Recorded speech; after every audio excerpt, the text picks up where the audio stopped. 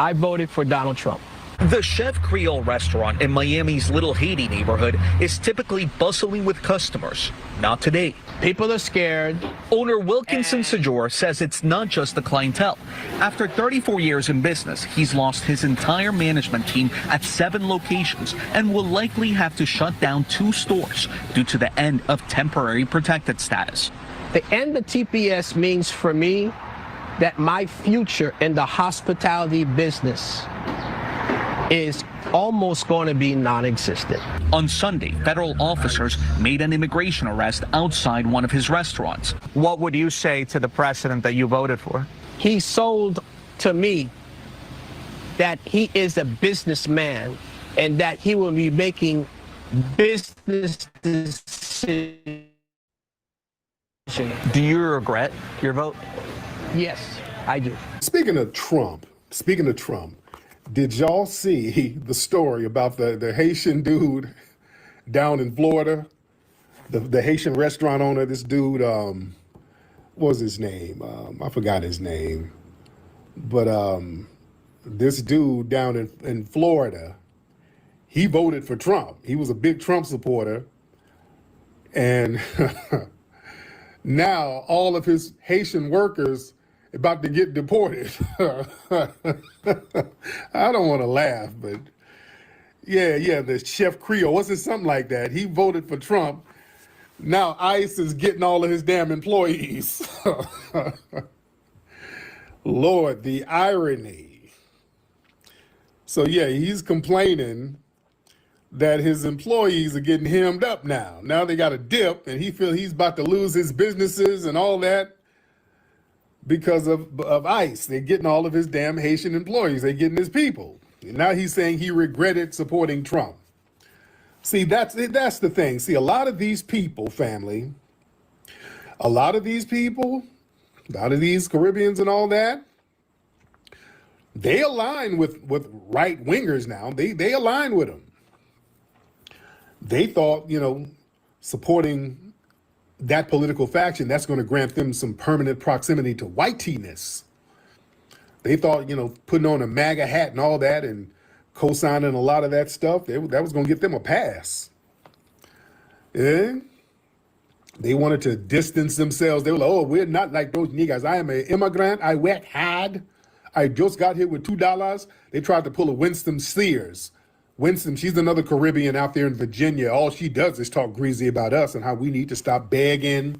We need to get over slavery. Her daddy came over here with $2. Y'all know, look up Winston Sears. She's real good. She's Jamaican. She's good for that. But she was up at like the Holocaust Museum. Oh, never forget. Ooh, Buck and I never forget. Ooh, never forget now. But with us, we should get over slavery. So yeah, they get over here and a lot of them try to get with the conservatives. They try to get with the right wingers against us.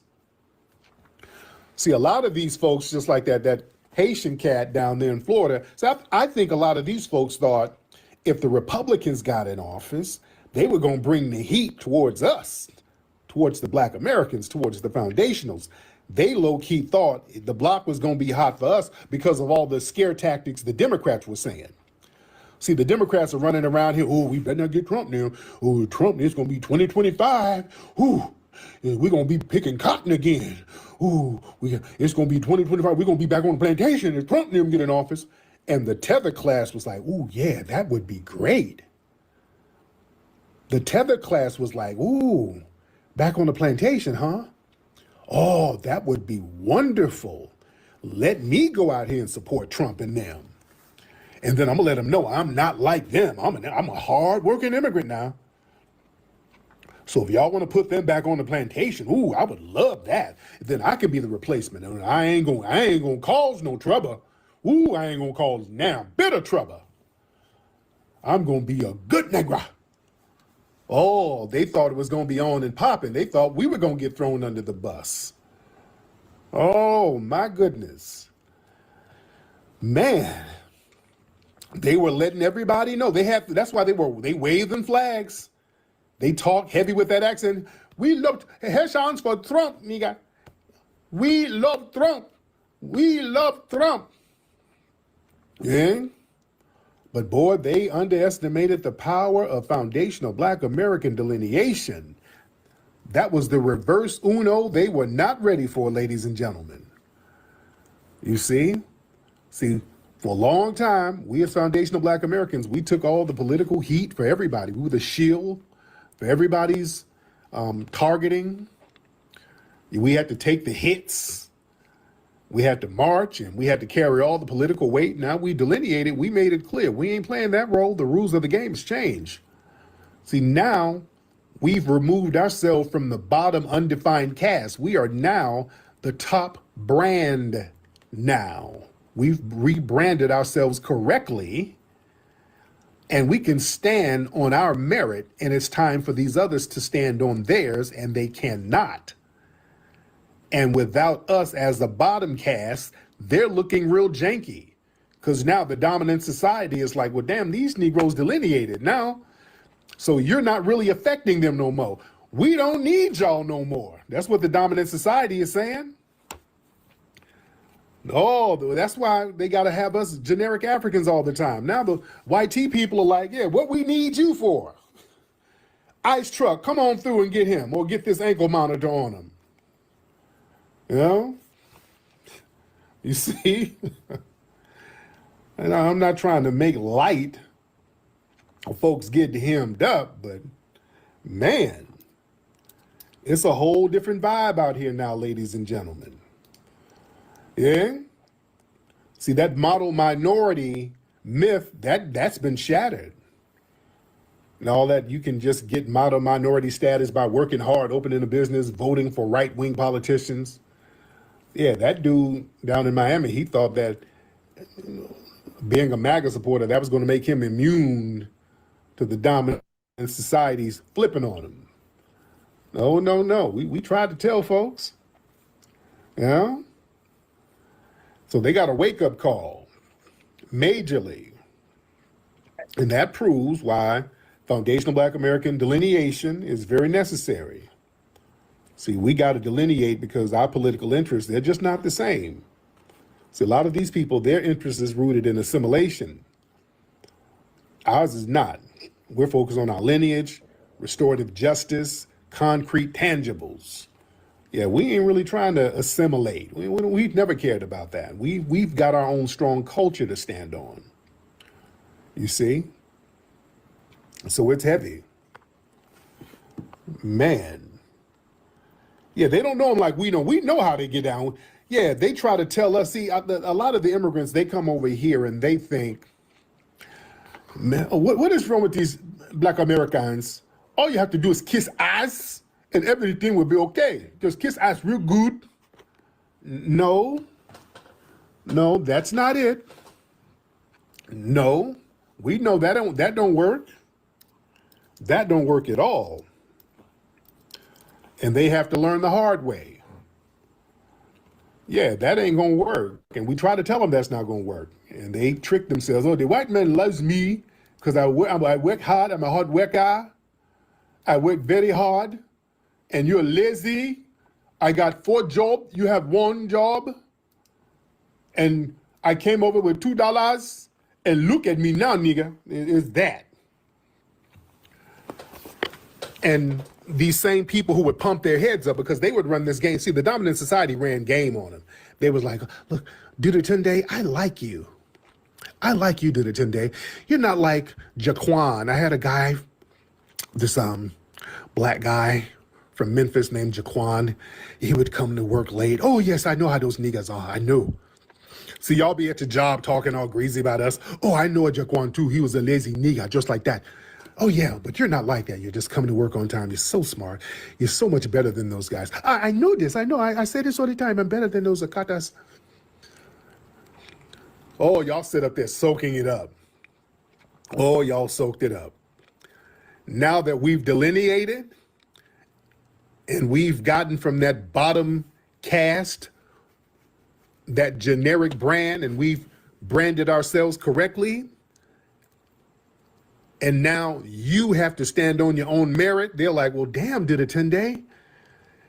Oh, boy, look like there's an ice van outside for you, Dudatunde. What are you going to do? God, sheet. I thought I was better. Well, no, Dudutunde, you're gonna have to go somewhere, buddy. You're gonna have to go somewhere, Dudutunde. Oh shit! They're trying to. Oh, they put an ankle monitor on my leg. Oh, I have to run. Then you hear them flip flops pattering. Dudutunde and all of his buddies gonna be running with them ankle monitors on, giving each other direction. Which way should I go, nigga? Hold on. Which way should I go? Which way should I go, nigga?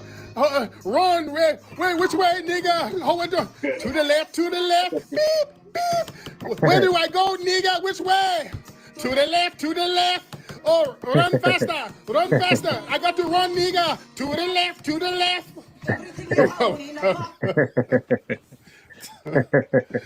You're gonna be running to the left.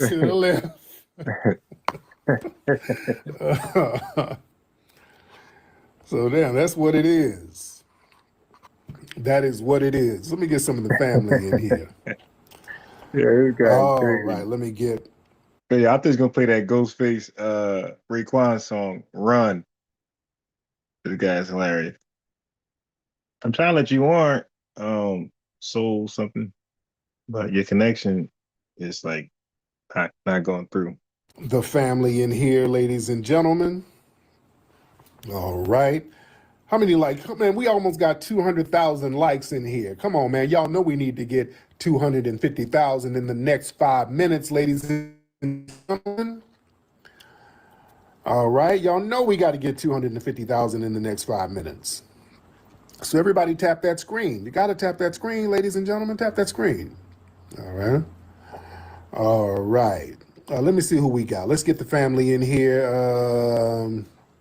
Let's get Well, I'm trying to get Ishmael in here. Let's get Mark Ford. Let's get Mark. I'm trying to get Ishmael. I'm gonna get Mark Ford. Then I'm gonna get Ishmael in here. What's going on, Rick? How y'all doing? How you doing, family? I'm good, brother Mark. What's going on with you, bro? Man, life is good. Can't complain. Just want to touch on two things that you spoke on earlier. First thing was you talked about the tobacco companies and how they started in North and South Carolina. That is 100% true. RJ Reynolds is located in Winston-Salem, North Carolina. My grandfather and all his old-timer homeboys retired from there, and they're living off that great pension still to this day. So, and it goes deep in the roots. And like I said, a lot of my friends, work there now and all that kind of stuff. The second thing, so that's 100% true what you're talking about when it comes to talking about the tobacco. Yeah. The second thing you talked about is how we built pretty much bricks by hand, how our fingerprints is laid in the bricks.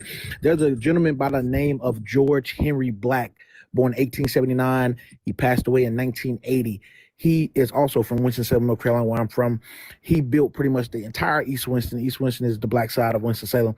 So you're 100% correct on that as well. Once again, like I said, he laid the foundation of pretty much the east side of the city, literally building it brick by brick. So you're 100% correct in that as well. Just want to touch on those two things. I'll let my man. Respect to that, brother. Let's get brother Ishmael in the building. Ishmael, how you doing, Ishmael? I'm vibing, man. Living good, man. Hey, so you made the point that I was literally finna make. These Democratic shills taught them the whole play. Oh yeah. They taught them the whole play. And it's funny, when it comes to the shills, right, it's always some bleak outlook for Black Americans. Like we never gonna overcome, and they just singing Negro spirituals, wade in the water, and the only way we gonna survive is we get Mondamni in. Or the only way we gonna survive, we get a Democrat in. That's how we gonna overcome. Yeah, that's how we gonna do it. And it's like, bruh, I noticed with you and like Black Alpha, y'all always speaking positivity into the lineage. Y'all always speaking positivity into us. Oh yeah. Right? Oh, yeah. And there's something spiritual about that. And then I know it's a couple people that you kind of, you had some words with in the past. And it's always bleak with them. It's never nothing good. And I liken them to Megyn Kelly, right? Mm-hmm. You notice they kind of got what they want, what they wanted. Megyn Kelly and them, they got what they wanted. TPS ended, the Haitians was gone, and they still miserable. Mm-hmm. Mm-hmm. And that's the same thing with the Shield. They still miserable, and they supposed to be one of the betterment of our community, but they still miserable. So I just wanted to say that right quick. Yes, indeed. My man, appreciate you. But yeah, my man, you touched on something heavy, man. This delineation that's happening right now, we're in a renaissance right now. We're having a renaissance right now. And there is a spiritual undertone to it. You understand? Because understand, us delineating is powerful because the starting point is not who do we hate. We don't hate anybody. The starting point is who are we? You understand? That distinction matters. You understand? Historically, one of the first things that oppressed populations had to reclaim was the authority to name themselves. Naming yourselves and naming things is very, very powerful. That's why when the white tea people came around, they started naming everything, plants, animals, all types of stuff. People. See, when you name yourself, you're getting your power back. You're not letting people just throw a label on your ass all the time and then they can define what it is. They've been doing that to us for the longest. You see? So, you know, after slavery, we started to, you know, we created our own churches, our mutual aid societies, our own schools. Again, public schools came from us. They came from the freedmen schools. That's what I'm saying. A lot of stuff we do, a lot of stuff that's a part of American culture came from us, ladies and gentlemen. I'm telling you, you look at it. The lottery, that came from us running numbers. They were getting that from us. We were running them numbers and making a grip of money. They're like, oh shit, we got to do that. The state got to do that. The free lunch program, that came from the Black Panthers. There wasn't no free lunch program before the Black Panthers. You understand? All of that stuff was coming from us. The medical emergency, EMT workers. We talked about this before. Y'all know that came from us too. The first EMT workers were foundational Black Americans out of Pittsburgh, the Freedom House Ambulance Company. That's the first in the world. They taught the world how to do EMT work. Foundational Black Americans out of Pittsburgh, PA, the Freedom House Ambulance Company. We taught people how to do that. You understand? A lot of stuff is, we got our fingerprint in everything, family. Our fingerprints all over the place. But there's a spiritual essence to it. And because it's a spiritual essence to us delineating, outsiders of the lineage, it feels aggressive because it removes their ability to define us. See, we're not attacking anybody. That's why people call up and they feel like they're being attacked. Look, like, what are you FBA doing? You have to stop this shit. When is it going to be over, nigga? When is what going to be over? We've already delineated. This has to stop. What is the end goal, nigga? It's always, when is it going to stop? It's not. This is something that has already happened. We're not doing anything to you. That's the thing. The Renaissance has already happened. It's never going to be over. We're not, you can't put toothpaste back in a tube. You understand? It's just not going to stop. It's already happened. Hey, what's going on? FBA American. You there? You meant to hop on? No? Wait. Check my audio. Okay. FBA American, you there?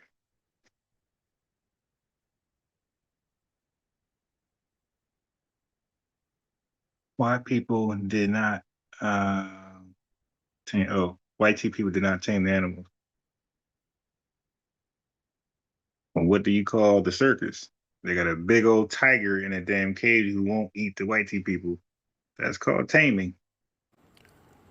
There was a renaissance that happened. Renaissance, you can't do a reverse renaissance. A renaissance is an awakening. And we're not attacking anybody. Now we're checking people who are disrespectful.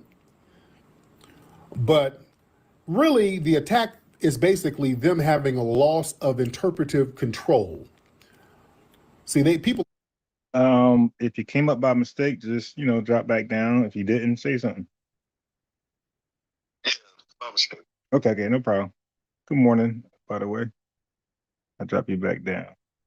Good morning. Yes, sir. So used to putting us into any type of interchangeable category. Yeah, so anybody can invite themselves up that you want to speak to what you're hearing. If you got any, You agree with it, disagree. The replay is for reaction purposes. We want to get your thoughts. And to siphon off of us, we said, no, history matters. This is our lineage. These are the boundaries, and nobody else can redefine us. So for many foundational Black Americans, there's an ancestral consciousness that goes with us recognizing our lineage. You understand? Because our lineage goes so deep in the soil, in the water, in the trees, in the plants. You can feel our ancestral energy here. We're all over the place. That's why every time they dig up something, they're digging up our bones somewhere. You see? There's a spiritual consciousness throughout the entire fiber of this country that comes from us. That's why there's a spiritual feeling to it. And this is why critics, they keep trying to manufacture a group or a single leader because they need a human target. This is a spiritual thing. So they got to find somebody. Tariq is Tariq brainwashing people. No, it's not.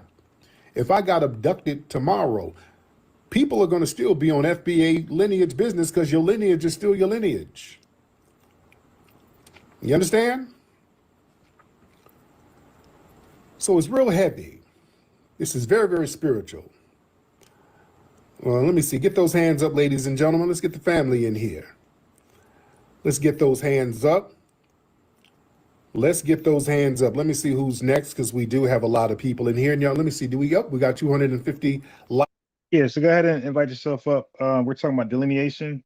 We're talking about are you indigenous, Indian, Aboriginal, or your FBA, right? How do you self-identify?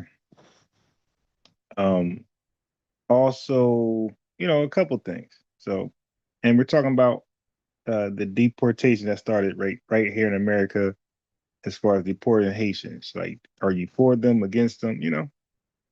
If you are FBA and you have no slave ancestors, that's interesting. Invite yourself up. Tell us about that. Likes, I love that. Let's get it up to 500,000. Let's get it up to 500,000, ladies and gentlemen. All right. Let's get that up to 500,000, ladies and gentlemen. They say, yeah, we got more recipes of corn than the natives, right? They always talk about natives and corn. Which natives? They talk about natives and barbecue. Which natives? You don't see red Indians barbecuing. You only see us doing that or mastering it. What's up, Melanie? How you doing, Mel? I ain't seen you in a minute, beloved. Yeah, when you talk about certain plants and things, how the hell we know the agrarian culture so well? How did George Washington Carver know the agrarian culture so well? This dude had a metaphysical relationship with the plants over here, where he could talk to the plants metaphysically. He saved the agrarian South. You understand? How do we know all that? How do we know tobacco so well? How do we know that if we're foreigners? Come on now, let's think about some things. Just like I said, the tobacco industry got revolutionized by us. How do we know so much about some damn tobacco? And if we're foreigners, ain't no tobacco in Africa? How come the tobacco Indians, all of the carvings look like black people? All those old tobacco Indian statues that they used to make back in the day, and you can go get them at thrift shops all over the country. They all look black. Yeah? Yeah, tobacco isn't easy to grow at all, right? It's not easy to grow, and like I said, the modern cigarette industry, y'all look up Stephen Slade. Look up that brother.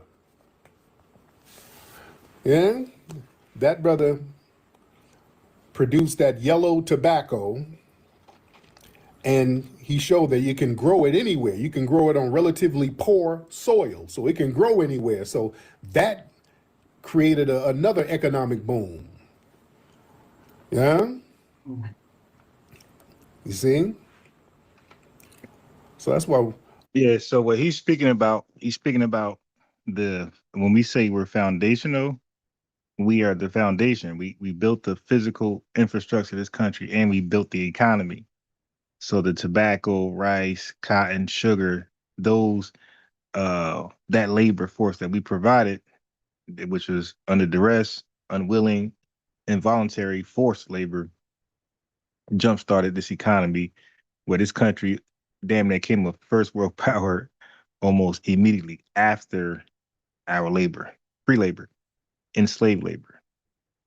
R.J. Reynolds, somebody brought up R.J. Reynolds. That's why R.J. Reynolds got things popping right there in that same area where the brother was, out there in North Carolina. R.J. Reynolds got that shit popping out there in North Carolina because of the Foundation of Black Americans. I raise your hand. Right, watermelon. Yeah, we were watermelon sellers, and they made watermelon negative. We talk about that in the New Hidden Colors, why watermelon is negative. Only reason it's negative is because it's associated with us. There's nothing negative about watermelon. Watermelon is one of the most healthiest fruit vegetables you can damn eat. You can literally live off watermelon. And by the way, like I've been saying this about watermelons for like online, Facebook posts, Facebook receipts for over 10 years, probably 15 years, been talking about watermelons. Like from my research way back before ChatGPT, before Google Wikipedia, my research was saying watermelon is one of the best fruits you can eat about 15 years ago on Facebook. So I'm not one of these recent activists who came online because something's trending. I've been a trendsetter, you know what I mean, as far as ideas for a long time on the net. My Facebook group is Black Think Tank. A lot of people are members of it and don't even know. Go look at the admin of that group. You're gonna see it's me. That group's like 15 years old. I've been rocking the black for a long time. You dig? Just a little background for y'all. But yeah, invite yourself up if you disagree with Tariq, if you got questions about delineation, FBA, all that stuff. If you want to know the end game and all that, those bad faith questions, I got you. I'll answer them. If you are FBA, but you have no slave ancestor that you can find, that's interesting. Call up for that as well. You know, don't be shy. So many damn nutrients in a watermelon. We knew that. Yeah, we were making. And by the way, the true Black Brits are FBAs, by the way. So FBAs are the real Black Brits. So those tethers that go to the UK and drop their identity as soon as they step foot on the ground, those are cosplaying Black Brits. Nothing about them is Black. Nothing about them is Brit. We are FBA, the Native Black Americans. We are the true Black Brits, even though we don't even claim that. But just a aha moment. So they've been cosplaying that. I'm gonna let Yvette break that down. Saying we are American descendants of slavery and we are not you and you are not us. It doesn't make anybody better or worse, but we built this country. You haven't built anything. You ran away. You've been hunting. You've been shopping for a country your whole life. David Oyelowo, whatever, pronounce his name for me. You have been shopping for a country.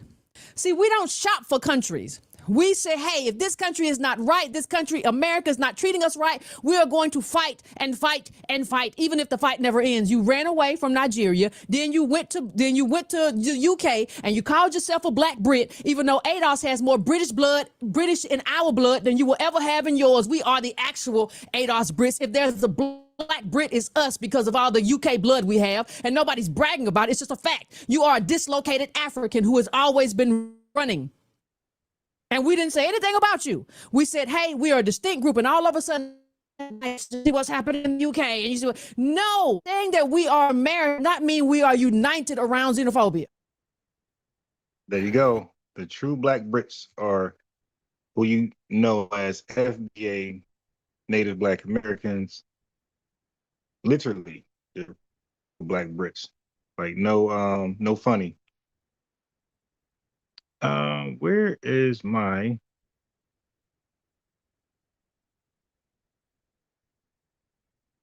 I'm Jamaican. You ain't Black. Then what am I? Jamaican. I'm Black. You Jamaican. No. You Jamaican.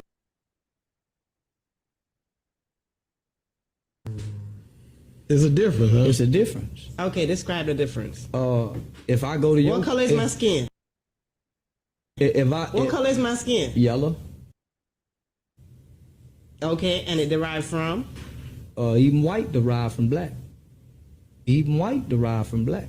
All colors in the color spectrum come from the black. But y'all have been classified as Jamaicans. When I fill out a paperwork here in the States, it doesn't say What? Jamaican anywhere. How can you describe me as being black? You have a name. You're Jamaican. And you're American. Well, I'm black American. Okay, I'm black Jamaican. It don't say that. You're making something up now. It don't say that. Our paperwork, we have to check something. When you go back home, you don't check nothing. You're automatic Jamaican. Right. I'm not automatic American. I'm automatic black. You see what I'm saying? So when we say black, we talking us. Y'all ain't us. Don't y'all got Jamaican food? Yes. Don't y'all have a Jamaican culture? Yes. We don't. You have an American culture. What's in Texas? In Texas, you have soul food. What's barbecue? So we those seeds. We are not African seeds. We are not. We don't have no African bloodline other than what the white boy have. You agree with that? Do you believe that if you believe we're African, if you believe foundational Black Americans are African, you can definitely invite yourself up. We could talk about that as well. I call myself Debo on the net because a lot of people be having these ideas, these expressions. They have a lot to say. They have a lot to say until I come around and send that invite. I ask people to invite themselves up. Let's talk about all those things you guys were talking about. You dig? Other platforms, bring them up here. I'm not African. I love my Africans. Salute. They don't fuck with us like that. They say we Yankees. Y'all ain't no fucking Africans. I'm just telling you how it go. Why when we go to the Olympics, you know, Floyd pointed, why when we go to the Olympics and a black man go to the Olympics, they be like, the American. So why is the African there already? It's in the name already. African American. No, they don't say that at the Olympics. They say American. They don't say African American because it's Africans there at the Olympics. So they don't confuse it and say African American. They just say American. That's what I'm saying. If we African American, why we don't use that at the Olympics? What's wrong with being African? Ain't nothing wrong with being African. It's just that I'm not African. I was born in America. So your bloodline, are you black? Yeah, I'm black. Black what? You just black? I'm a black man. Black what? Black man? What are you talking about? I'm black. It's all over the world. Does that mean they African? It's black. It's black Cubans. It's everywhere. That don't mean that they African because you black. Black don't mean African. No, I didn't mean to say that, but we're from Africa, bro. It's the heart of a black man. That's where we. When you say we from Africa, bro, I don't speak Creole. You dig? I am from America. From it's the land of the black man. I'm not African. That's a lie. If you want to be African, that's on you. All right, and shout out to my Africans. I'm not African. My mother from Atlantic City. I mean, what do you say? What did he say that was wrong? I don't understand. FBA Live, what's up, beloved? All right, okay. Did you mean to hop on, Sonya? No, I didn't. I'm sorry. Okay, no problem. My voice is not that, ready. Okay. Back another time, okay? Yeah. I'm just stopping, okay? Well, I'll be live until at least about 7. So when your voice get right, call in and weigh in. Thank you. You're welcome. Bye. Cameron was dissing Africans, saying they stink. The light skinned from No. Hold on. Okay, I'm trying to get the dude. What's the weirdo guy? The light skinned dude, Victor. Trying to get him on here, man. I'm trying to find his original video. where he was like peeling a mango or something. Like, yo, the aesthetics, people be really acting like they're like they just so deep, and like they gotta open up a fruit, peel an orange as they drop some fake bull. And they sit there and really study ChatGPT and read it, like memorize it as like a movie script, and be waiting to read that off. Like, dude, listen, man. I don't know if you, Sonia, I don't know if you meant to hit it again, but I'm gonna hit accept. All right, that might have been my mistake. It might have been a mistake, but I gotta hit it. I don't know if it's real or not. Okay, Sonia, was that a mistake again? No problem. I don't understand why they keep pushing me up. Oh no, okay. So for now on, just keep doing what you're doing. But if I see it, I just won't invite you up. All right. Okay. So keep liking whatever. No problem. Yes. Yeah. When I see the invite button, like my instinct is to just hit yes. Okay. But now I know that you're waiting. What's his name? Victor. This dude is peeling an orange or something. Or he dropped some deep information about the name Philip. Some weird. Yeah, I promise you, I was totally lost when he was breaking down Philip. I'm like, yo, what the hell does that got to do with Cameron saying he's not African? Like, I was really just, all right. I'm trying to find the actual video, which I'm struggling to do all of a sudden.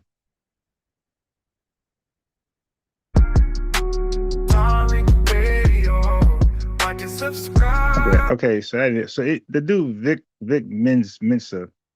Okay, so it's the same guy who was saying that we should care about ICE. So I don't know what this is. This is a liberal shill, and I was saddened to see Cameron had exposed this dude in like some type of weird song, like rock song, where he was dressed as a damn woman. Like I thought it was AI at first. I kept looking at the video. It's him. This dude is wearing a dress. Now he's talking all this African stuff.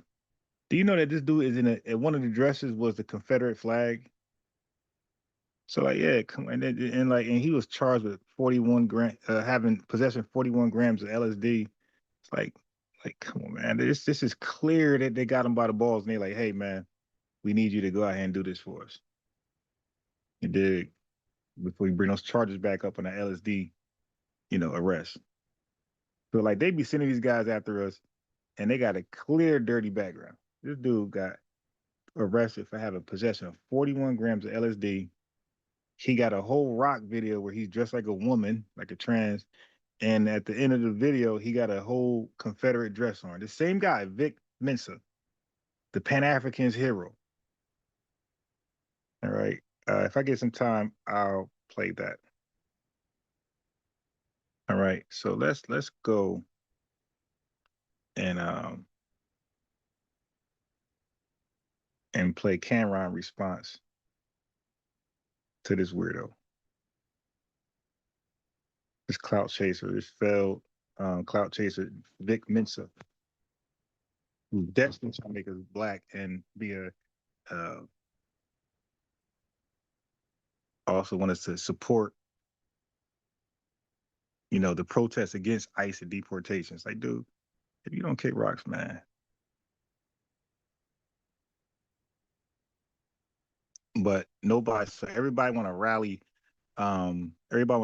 us to defend people who are legally being removed from the country. But when it's time to defend our arguments for delineation and reparations, all these immigrants are absent. They're the main ones speaking against us. We're not even speaking for ICE. We're not even saying Haitians got to go. We're actually quiet. But these guys are actually loud in our spaces saying no to delineation, no to reparations.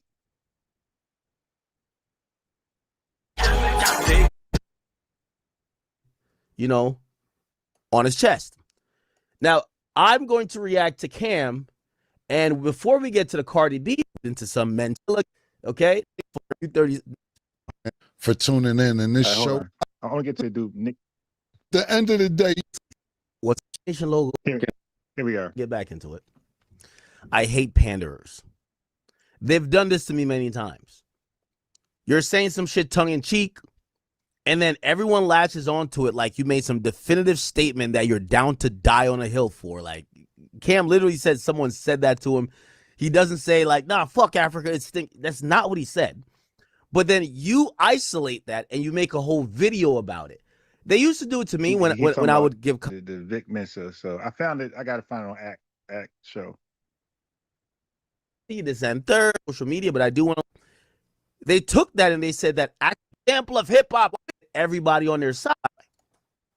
Giles is a medieval French name originally used by the followers of a one Saint Giles, a nigga that looked like this. Not exactly a striking resemblance, even if you put him in a pink fur. On the other hand, there were plenty of slaveholders named Giles. Britain records trace the human beings they enslaved to Africa. I'm sorry, Tammy. This was too deep for me. Can somebody invite themselves up and explain where this guy was going? I was totally lost. I'm like, okay, so he's saying a lot of selling and buying. I'm like, okay, so is he talking about the transatlantic slave trade? Is he talking about slavery in America? Like, I was just totally confused. Like, the dude is just too deep. I was referring to them as Coromontes if they was from modern day Ghana, He's Mandingos. talking about Africa. I'm like, okay. Then at some point, he's talking about chattel slavery. I'm like, dude, what are we doing? They were from the Sahel, Igbos if they were from modern day Nigeria. But clearly, the name Giles was passed down from someone who enslaved Africans. Now, if modern science places enslaved Africans, which one? Because was it the Africans who enslaved us or the white man? Like, so he's talking about Africa, and then he comes to America, and he's not like, differentiating. Like, so I'm thinking he's still talking about chattel slavery, well, transatlantic slavery, but apparently he's talking about chattel slavery. It's like, dude. Human beings are 300,000 years old, and the oldest archaeological evidence of Homo. And they start going to the oldest human being. I look, they got the name there, Charles, whatever. I'm like, yo, what the F are we doing? Like, bro, I'm totally lost. What is the connection? You saying all this to say what? Cam is an African? Like, sapiens. It's in Africa, Morocco, South Africa, Ethiopia. This is another thing too. Again, I'm not gonna just say this about Vic Mensa because maybe he is well read and well studied, but I hate a chat GPT ass nigga. I hate it because fun. They take reality. You're not even having a conversation. Struggle to understand how 500 years here erases 299,500 years in Africa. Hey, look, 300 years here erases 3,000 years of Africa, bro. Again, bro, Vic, look, the LSD, I don't know what's going on with you, my guy. The small hats got you up to this. The shills, liberal shills got you to say all this goofy stuff, but bro, it's all over the place, man. I don't know who wrote this. I don't know if it was 19Z's, Marquette Devon. Somebody wrote this garbage for you, Brother Polite in prison. But this is all over the place. This is bad. But I know he ain't write it. This dude don't be studying. Culturally, you resonate with America. Fine. That's a nationality. You may have European or indigenous blood, but your ancestral origin is overwhelmingly African. So he, I don't know what that even means. Overwhelmingly African, bro. What the hell is that? That's cat. My ancestry is not overwhelmingly African. You just made that up. I mean, they just be talking. Take a DNA test. And then you said, take a DNA test, start laughing. Okay, so I got mine. Let me laugh back at you, Ticklish Tether. What does a DNA test supposed to say? It don't say what you said, by the way. I do got a DNA test and I got results. But it ain't say what you said. It said I got very little Africa in me, African nations in me. I got a lot of European nations. I got indigenous ancestry. So where in my DNA results it said I was African. That's the part I'm waiting on. Anybody can just invite themselves up and tell me how my DNA results tell me I'm African, because it don't say that. A lot of these weirdos say that, but the DNA test don't say that. The DNA test tells me about an ethnogenesis, because it lists hella different ancestries there and saying you are unique new people. As results, I have all these different things here. Unbiased Ron, Debo, you are an FBA. You're a Native Black American based on your genetic profile. And we know DNA test is funny as hell, it's entertainment purposes only. But even if you take it for what it is. It still says ethnogenesis. It don't say African. You tell me what it says. I just can did. see Killer being like Cherokee, but you finna have a lot of Nigeria in there, my guy. Okay, now this guy just ticklish as hell. All this Cherokee and Nigerian. My guy, why we can't use our DNA test results to get citizenship in Africa? Land in Africa. Why we can't use those tests to get on one of these reservations and get some benefits? You dig? A DNA test is for entertainment purposes only. They're not set up to tell you you're African. This is a Pan-African lie. This is a Vic Mensa ticklish lie. No, African. Take a DNA test. You tell me what it says. I can see Killer being like Cherokee, but you finna have a lot of Nigeria in there, my guy. Don't get mad at me because I love Cam. But like Africa stinks, come on. I mean, it stinks everywhere, nigga. My dogs are shit in my backyard. Now my backyard stinks. Whatever they want to call All it. right, so he's just laughing and just ticklish fake confidence. All right, so let's get to the clap back. Here we are. The gentleman, from what I understand, this guy is Caribbean. So they were the light skinned from the Shah. I forget the name. Vic? Yeah. We was talking about Africa. There's a lot of Africans mad. Listen, I ain't mean to get y'all mad. You're not gonna make me say I'm African. I'm not African, but I didn't say y'all stink. Even though we talk about stink, Vegas stink. It's Americans who stink too. But I never said y'all stink. And that kid, what's his name? Sin? Sin is in the building, by the way. PT. Yeah. Zeke say everybody here. Sin is in studio today. But what's his name? Vic Mensa. Okay, Yeah, Vic. Yo, homeboy, why is you clickbaiting?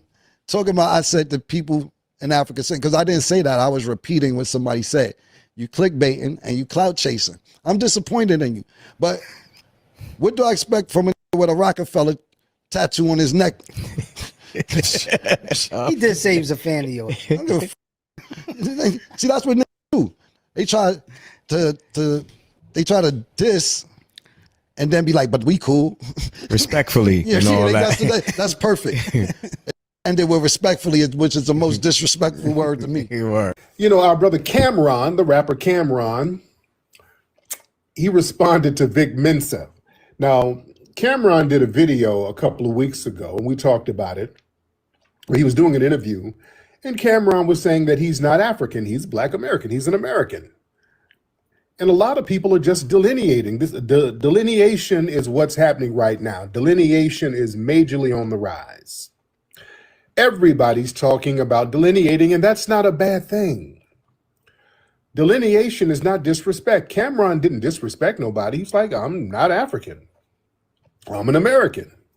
I'm a Black American, which is true.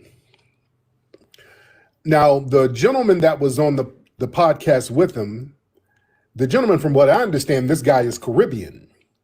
So they were kind of having a back and forth, and Cameron was like, hey, yo, you said you went somewhere whoop-de-whoop, and the Africans were stinking, and they were kind of laughing about it. So a lot of Africans ended up getting mad at Cameron. They thought Cameron was dissing Africans, saying they stink, and Cameron was like, no, I'm not. That's the other cat who said that. So Vic Mensa made a video, and we talked about that last week. He made a video doing the shaming tactic, trying to shame us if we don't accept being generic Africans, and we don't like ourselves. And then he went into this whole thing about Cameron Giles. His last name was the name of a slave owner. It's just kind of plebiscite babbling. So Cam had he felt a certain way about it. He didn't like Vic Mensa saying that. He didn't like it. And Cam said, look, I'm not African. Y'all not gonna make me identify with Africa. And I didn't say Africa stink, and I'm cool with Africans, but I'm just not African. And he said, I never said Africans stink. He said that was something that the Sin City guy told him. And he said basically Vic Mensa is clout chasing and clickbaiting. And he's like, he kind of started roasting Vic Mensa a lot. Like, he's on some light skinned shit or whatever. I'm kind of paraphrasing. I think he put up some image. Did he put up an image of Vic Mensa kind of dressed in drag? There's a lot of people parading that image of Vic Mensa kind of dressed in a Confederate dress and a blonde wig and makeup. So he was kind of clowny. He said Vic Mensa had a Rockefeller tattoo on him or something. He was just kind of going in on him lightweight. It was kind of lighthearted, but yeah, cameras kind of checking him a little bit. John, who said we all the same? John Doe. Hold on, John Doe. John Doe said we all the same. John Doe, hop on. John Doe. Somebody named John Doe in the room said we all the same. I would like, if you say something in the chat, it would be great for you to get on and elaborate. And again, I met Vic Mensa very briefly. There was a little thing that the Democrats had out here some months back. Conscious Flea and all those people were on like a little panel. So, we had to do a quick little pull up to see what was going on, to see what cats had to say. And, everybody was on their P's and Q's. But yeah, I just kind of dapped up Vic when I saw him. We didn't have a long conversation, but I just briefly, we acknowledged each other and just kind of kept it pushing. But the thing is,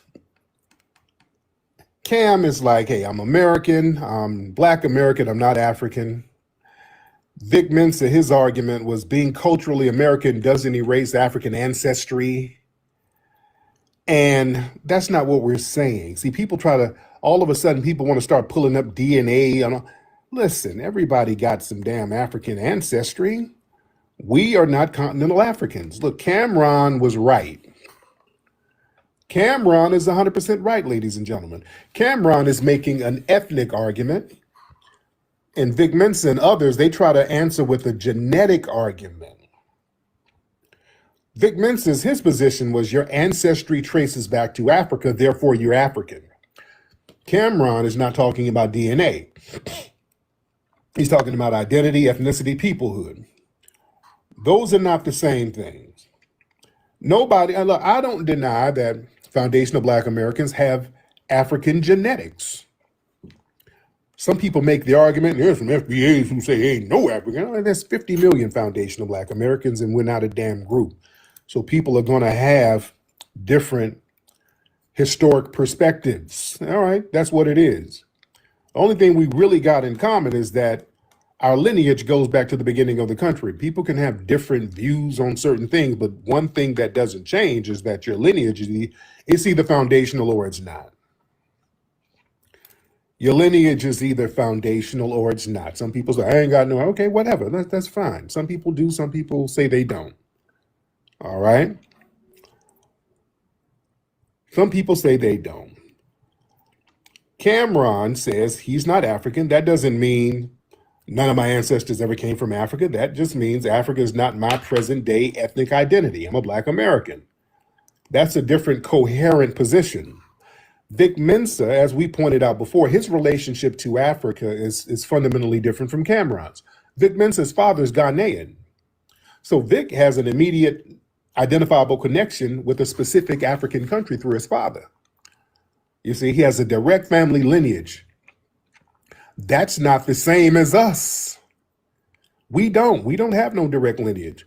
Hell, if that's the case, we have more of a direct lineage to Europe. If that's the case, and we have more direct lineage to the indigenous people here. Because if you do an ancestry test, you'll run into some damn indigenous paperwork and some European paperwork before you run into African paperwork, if you're going to be honest. That's a reality if we're going to play that game. You see, people respect lineage specificity for everybody except foundational Black Americans. Nobody walks up to Jamaicans and say, stop calling yourself Jamaican, you're really African. Nobody tells Haitians, oh, Haiti is not your real identity, you're just African. Nobody tells Nigerians to stop identifying as Nigerians and to become generic Africans. Everybody else is allowed Hello, hello. Yeah, what's going on, Doc? Yeah. Doc, you there? Hey, Doc, can you hear me? You mean to come on? Yes, no. Hey, Doc, are you there? What's your name, Doc? What's your name? Are you there, sir? Are you with us? Can you hear me?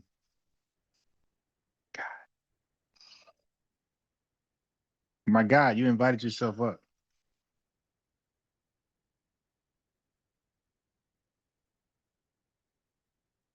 Sir, are you there? All right. To maintain their specific identity that developed from their history. But we are not allowed to do that. We get shamed for doing that. We have to skip over hundreds of years of foundational Black American history and then reduce our population down to a continental origin. You see, African, that's a continental description. That's not an automatic specific ethnic identity. Yeah, just to let you guys know, there's no example of like an African is not a thing. Like it's not a person. African is it describes what type of person you are. So for example, when you say you're African, that means, so you got to peel back the onion. When somebody say somebody is African, that means that they are a citizen, a natural citizen of one of the 54 countries in Africa. Most likely they are aligned with a tribe and they speak a tribal African language and they have a custom that's tribal, right? That's typically what an African is. So when people say, when they say they are an African, that's what happens. So when I talk to people and they say I'm African, I say, sir, I don't have any citizenship in Africa. I've never been to Africa, never will go to Africa, don't plan on going to Africa, don't want to go to Africa, and I have no African culture. I'm not tied to a country. I'm not tribal. I don't eat bushmeat. You're digging? I don't poop in the street. So nothing about me is African. So I don't fit. Native Black Americans don't fit the definition, the description of an African in no way, shape, form. So it's just a gaslighting, hey, you're African, but just ask them, how am I African? And let them explain how you're African. They're gonna say the most weirdest stuff, and you say, just say what I just said. For our citizenship, tribal affairs, that's what makes an African an African. So if somebody say African, it's usually a pillback thing. It's not like there's no African language, there's no African country, there's no African flag, there's no African culture. There's a gazillion different flags there, different cultures, languages, and tribes. Africa, they have dozens of nations and thousands of ethnic groups there. Ghana, that's specific. Nigerian, that's specific. Yoruba is specific. Akan is specific. Igbo is specific. Wolof is specific. But African is real broad. And this is where the contradiction is real obvious. A person with recent continental lineage, they get to identify with something highly specific. Vic can identify with his Ghanaian father. But multi-generational foundational Black Americans, we're told to accept the broadest label possible, African. Everybody gets specificity while we have to be generic. That's why foundational Black American delineation matters. That's why it's very, very important, ladies and gentlemen. And a lot of people with direct African lineage, man, they have an incentive to Africanize Black Americans because that places them closer to the center of identity. You understand? See, they have to promote the idea that Black people in the so-called diaspora are simply lost Africans or misplaced Africans. Think about what happens under that framework. Somebody's father born in Ghana with a direct connection to the continent. Somebody's ancestors been here for hundreds of years, centuries. We don't have that same immediate connection. So if African authenticity becomes the measuring stick, the person with the most recent continental lineage automatically appears more authentic. Y'all get what I'm saying? We're gonna have to get deep about this. We got to get deep about that. I want to get deep for a minute because I want to really break down why it is imperative, ladies and gentlemen, for these people to make us generic Africans. I want y'all to feel me on this. Y'all tap the screen, please. Let me sip my Sprite. Ah, so goddamn good. Y'all tap the screen because I want to get deep for a minute. I want y'all to follow me. Okay, I want y'all. Somebody says so old. Do old niggas drink Sprites? Is Sprite an old nigga drink? Or what do y'all youngins drink now? I don't know what the youngins drink. What y'all drink? Yoo-hoo? What the hell you drink now? I don't know what y'all drink. Red Bull? I don't know what y'all drink. Man. Oh yeah, I'm still on the Sprites. Yes, I am. Ginger ale. Listen, I want y'all to understand something. Why it's important for them to have us be generic Africans. You understand? See, the old hierarchy, they need a permanent bottom. See, America, it spent centuries creating a mythology around the descendants of freedmen. See, we weren't portrayed as just oppressed. We were portrayed as genetically and culturally defective. So if we're poor, well, there's something wrong with them. High incarceration, something is wrong with them. So the white supremacists, they manufactured the injury and then weaponized the symptoms of the injury as proof of our defect.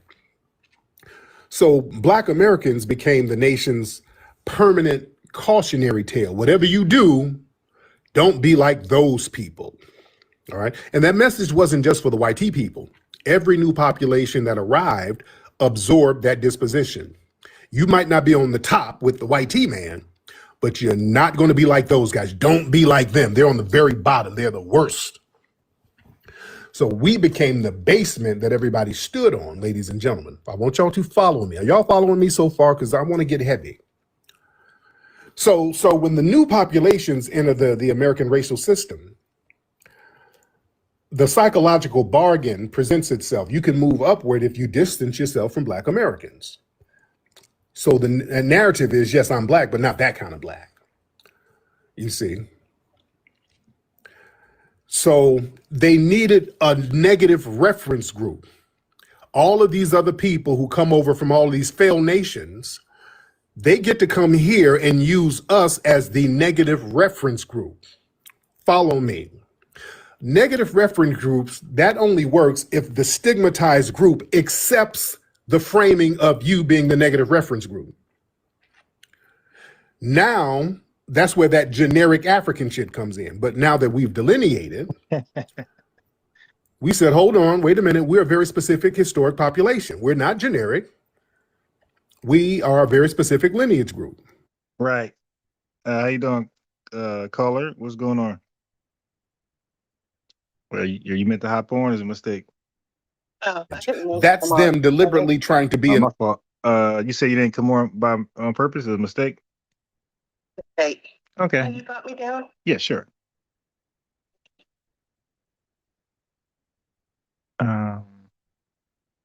Yeah, so Tariq is going in.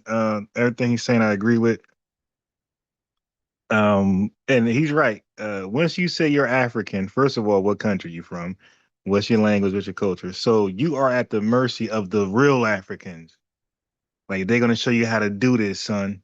Just like everybody who says they're Black, that is not Black. All of the West Indians, all the Africans who say they're Black, the Haitians say they're Black, and they're not Black. Well, guess who the real Blacks? We're the real Blacks. So all these guys are the wannabe Blacks. That's how it works. And this is how for them, in order for them to be a real Black, they need us to not be Black at all. They need us to be African, because they understand as long as we call ourselves Black and they call themselves Black, they're always, at the bottom, at the bottom of Black, because we are the original Black people. We're the native Black Americans of this country. They are the Haitians, Jamaicans, Nigerians who just recently started taking on Black ever since Donald Trump inauguration. Insulting to try to reduce our lineage, to delegitimize our lineage, because they can't latch on to it. On to our lineation. See, they can latch on to everything else. They've latched on to the civil rights movement. They've latched on to the term African American. They've latched on to black. They can latch on to everything that we do. But this, when we say foundational Black American, that's the one thing they can't latch on to. So because they can't latch on to it, they try to delegitimize it. But the thing about Tether is you don't have clout. You don't have the clout to delegitimize anything. So all you can do is basically sit in little spaces and whine incessantly. And that's the thing that's frustrating them, because they're realizing that they don't have the charisma and the clout to move the culture like that, because you can do it in your own homeland. So basically, it's a whole bunch of just whining and nitpicking and just nagging us all damn day, because this delineation has whooped that ass. And let me tell you something. Yeah, we didn't divide shit.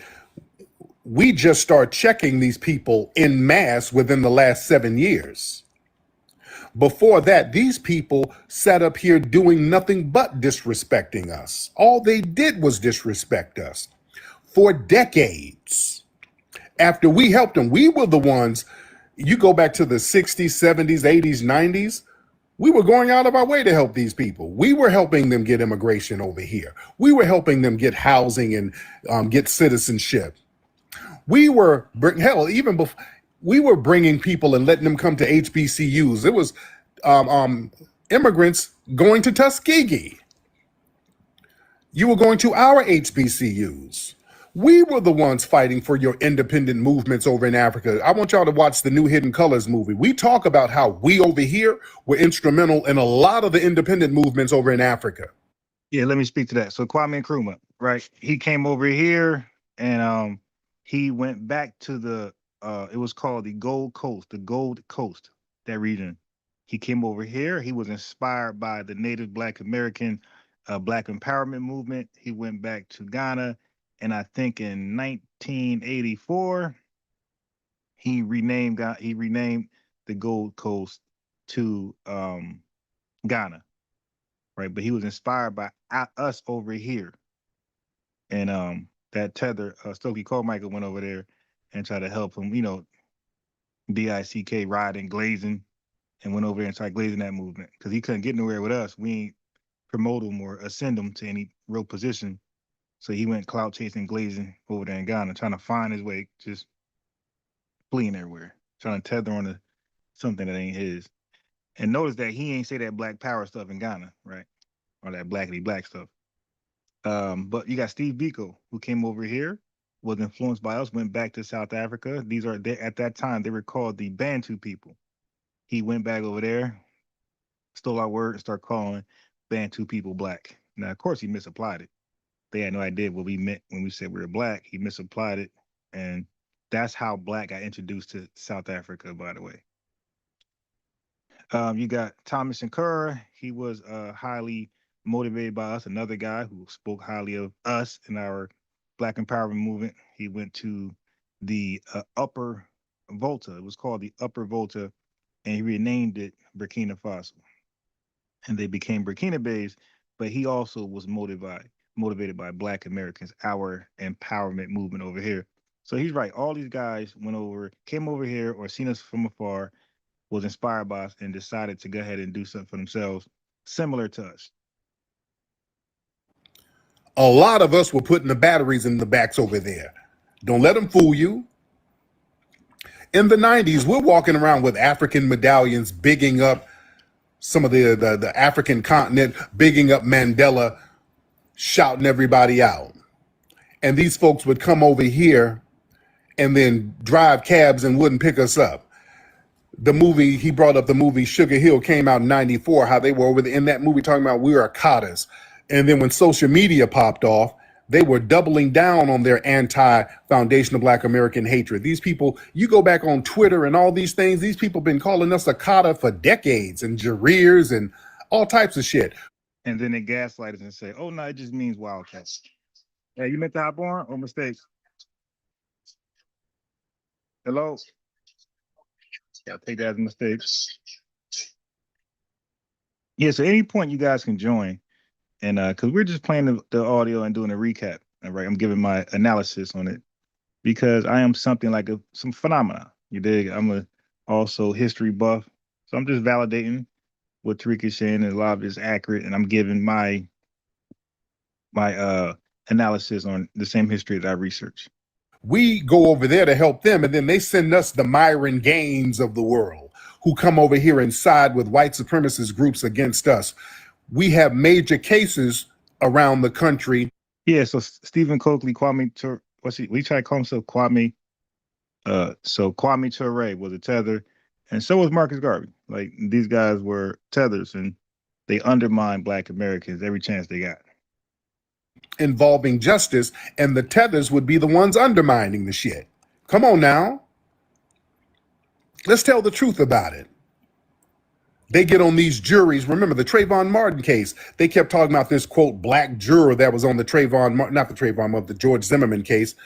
It's not an all-white jury. There's a woman of color. There's a black woman on the jury, so it ain't all white. And they sat up there acquitting Zimmerman. That damn so-called woman of color was a damn Puerto Rican. She was a damn Latina. You see, little shit like that. We start seeing stuff like that pop up. This weird off-code behavior by these so-called melanated people. And we had to step back and say, hey, wait the hell a minute. Hold on. Something ain't right here. Something ain't right. We need to ask questions here. We go to these different protests around the country, and then a bunch of tethers show up and start twerking. Little weird shit. It was too much weird shit going on. Yeah, and on TikTok, they would have slave auctions mocking us on, not TikTok, on, what's that old bullshit ass site that I don't go to? What is that site? Not TikTok. What was that site they would have those slave auctions on? Clubhouse. There you go. Oh, they were acting a fool on Clubhouse. Oh, they really showed their ass on Clubhouse. These tethers would get on Clubhouse and denigrate the shit out of us. So that is what really sparked a lot of the delineation. But then they'll say, oh no, we're brainwashed. The white team man brainwashed. It's like, stop. That only works if the stigma. The light skinned. Nobody tells Nigerians to stop identifying as Nigerians and to become generic Africans. Everybody else is allowed to maintain their specific identity that developed from their history, but we are not allowed to do that. We get shamed for doing that. We have to skip over hundreds of years of foundational Black American history and then reduce our population down to a continental origin. You see, African, that's a continental description. That's not an automatic specific ethnic identity. Africa, they have dozens of nations and thousands of ethnic groups there. Ghana, that's specific. Nigerian, that's specific. Yoruba is specific. Akan is specific. Igbo is specific. Wolof is specific. But African is real broad. And this is where the contradiction is real obvious. A person with recent continental lineage, they get to identify with something highly specific. Advertiser as an authority. See, we're not begging anybody to validate us. We said we're naming ourselves and we're telling you what our lineage is and who we are as an ethnic group without your permission. We don't need nobody's permission. And people are not used to that kind of power move. You understand? See, for a long time, we were told, hey, don't separate yourself, Black Americans, but everybody else, they're allowed to maintain specificity. And they're allowed to have boundaries and specific histories that they talk about. But the moment we say we had a distinct ethnogenesis, oh, that's division, that's division. See, now there's a new rule with delineation. If everybody else's lineage and ethnicity can be specific, ours will be too, and it is. And by the way, if you look at my TikTok upload image, if you go to my channel right now, look at my I think the last image I uploaded, or second to last, you'll see that delineation already started in businesses, right? I have a form right there I had to fill out. It says Black as a race. And then, like, as far as ethnicity, it said African descent. So I just checked the box real fast. I just wanted services. But then something said, keep looking down at the options, right? Because I wanted to see like the different options, just curious. And the last option, it said Native Black American descent. So obviously, I swiftly crossed out the African descent selection, and I checked the Native Black American descent option. So this is for tethers. Tethers, it already started, and mainly for people like me, who so you have Native Black American descent on the form as an ethnicity, as opposed to African descent, and also it says Caribbean descent there. So family, they got it very disaggregated on that form. So the Caribbean folks going to select Caribbean descent. The Africans who are so African, well, guess what? You get to click African descent, and the people who are native here, right?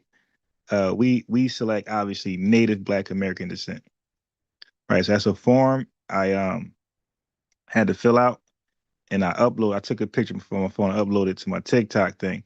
So delineation is not just, oh, you guys are just only on the net. That form was not on the net. That was a physical form at a private office that don't know me, I don't know them.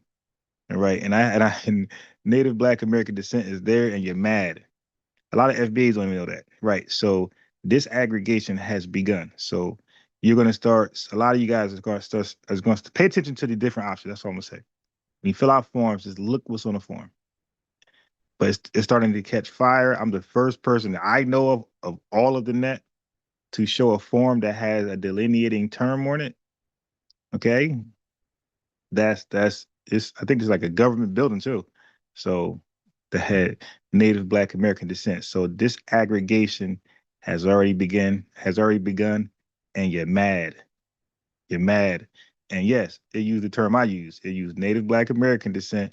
And again, that term is there, that disaggregation is there because of people like me who refuse to come online and argue and cuss people out, but rather get to the business, get to the information, and keep signal boosting delineation and disaggregation. And because of efforts like myself, I was blessed with the form that says Native Black American descent. So to me, it was like the certification, like stamp, certified. I was like, all right, I know what I'm doing is great. It is. So we're not going to serve as the genetic raw material for everybody else's damn political identity. Because look at how we allowed people to talk about our lineage for a long time. People would say, well, I'm Jamaican, I'm Ghanaian, I'm Ugandan. What are you? Well, I'm Cameroonian. And then when it gets to us, what are you? I'm just black. Think about that. We let folks con us into minimizing who the hell we are. Just black. Really? We let people run that game on us. Now, the whole vibe is, I'm a damn foundational Black American. You damn right. My lineage goes back to the beginning of this country, the people who built this place where you can come and enjoy life. So they can no longer try to use our lineage as an insult. They would try to shame us. Well, y'all were slaves. No, we survived slavery. Stood on business and built the culture and built the nation. Yeah, you damn right we survived and didn't flee and stood on business and created civil rights so that you can bring your ass over here. Yeah, you damn right. We survived slavery because we're foundational. You understand? So that's a whole paradigm shift right there. And the thing is, we eliminated the cheap source of status. So for a long time, a lot of people built their self-concept on, we're just not like them. And we're saying, we ain't you either. We're not you either. And understand, Black American culture, hip hop, jazz, streetwear, civil rights, that runs the globe. And historically, people, they've consumed the culture while trying to reject the people. Oh, we love what you foundational Black Americans create, but because you're generic Africans, we're just going to take that over. You see? And understand, we've had a definitive political shift. The old question was, what's wrong with Black people? Now the new question is, What happened to this specific population? What did they build? And what is America? And what is indebted to these people? Just delineating has changed the whole paradigm, ladies and gentlemen. And again, that generic African thing that they try to put on us, that was a con game. That trap of generic identity, for a long time, they tried to fold us in just Black and African American or whatever, or the diaspora. It sounds inclusive. It's a trap, ladies and gentlemen. When everybody is simply Black, the specific American historical experience disappears. Your family's history and Reconstruction, that becomes interchangeable with the family that came over from London last year. So when you eliminate the specific lineage, you eliminate ownership. You understand? Nobody pulls this trick on no other population. Nobody tells a Korean immigrant, stop calling yourself Korean, you're just Asian. Nobody says to a Jamaican, stop saying you're Jamaican, you're just African. Everybody intuitively, they understand that a specific proper noun carries respect and it carries history. And we, foundational Black Americans, we're told that if we're specific, that's divisive. So we're left to be the generic house brand where everybody else gets to be the premium label. I want y'all to understand, when something is generic, feel me, it has no value. Do y'all understand that? When you go to a grocery store and you walk down an aisle, take your kids down the aisle. Let's use children because children are very honest. Hey, Cash Cotton, if you was trying to get on, send the invite back.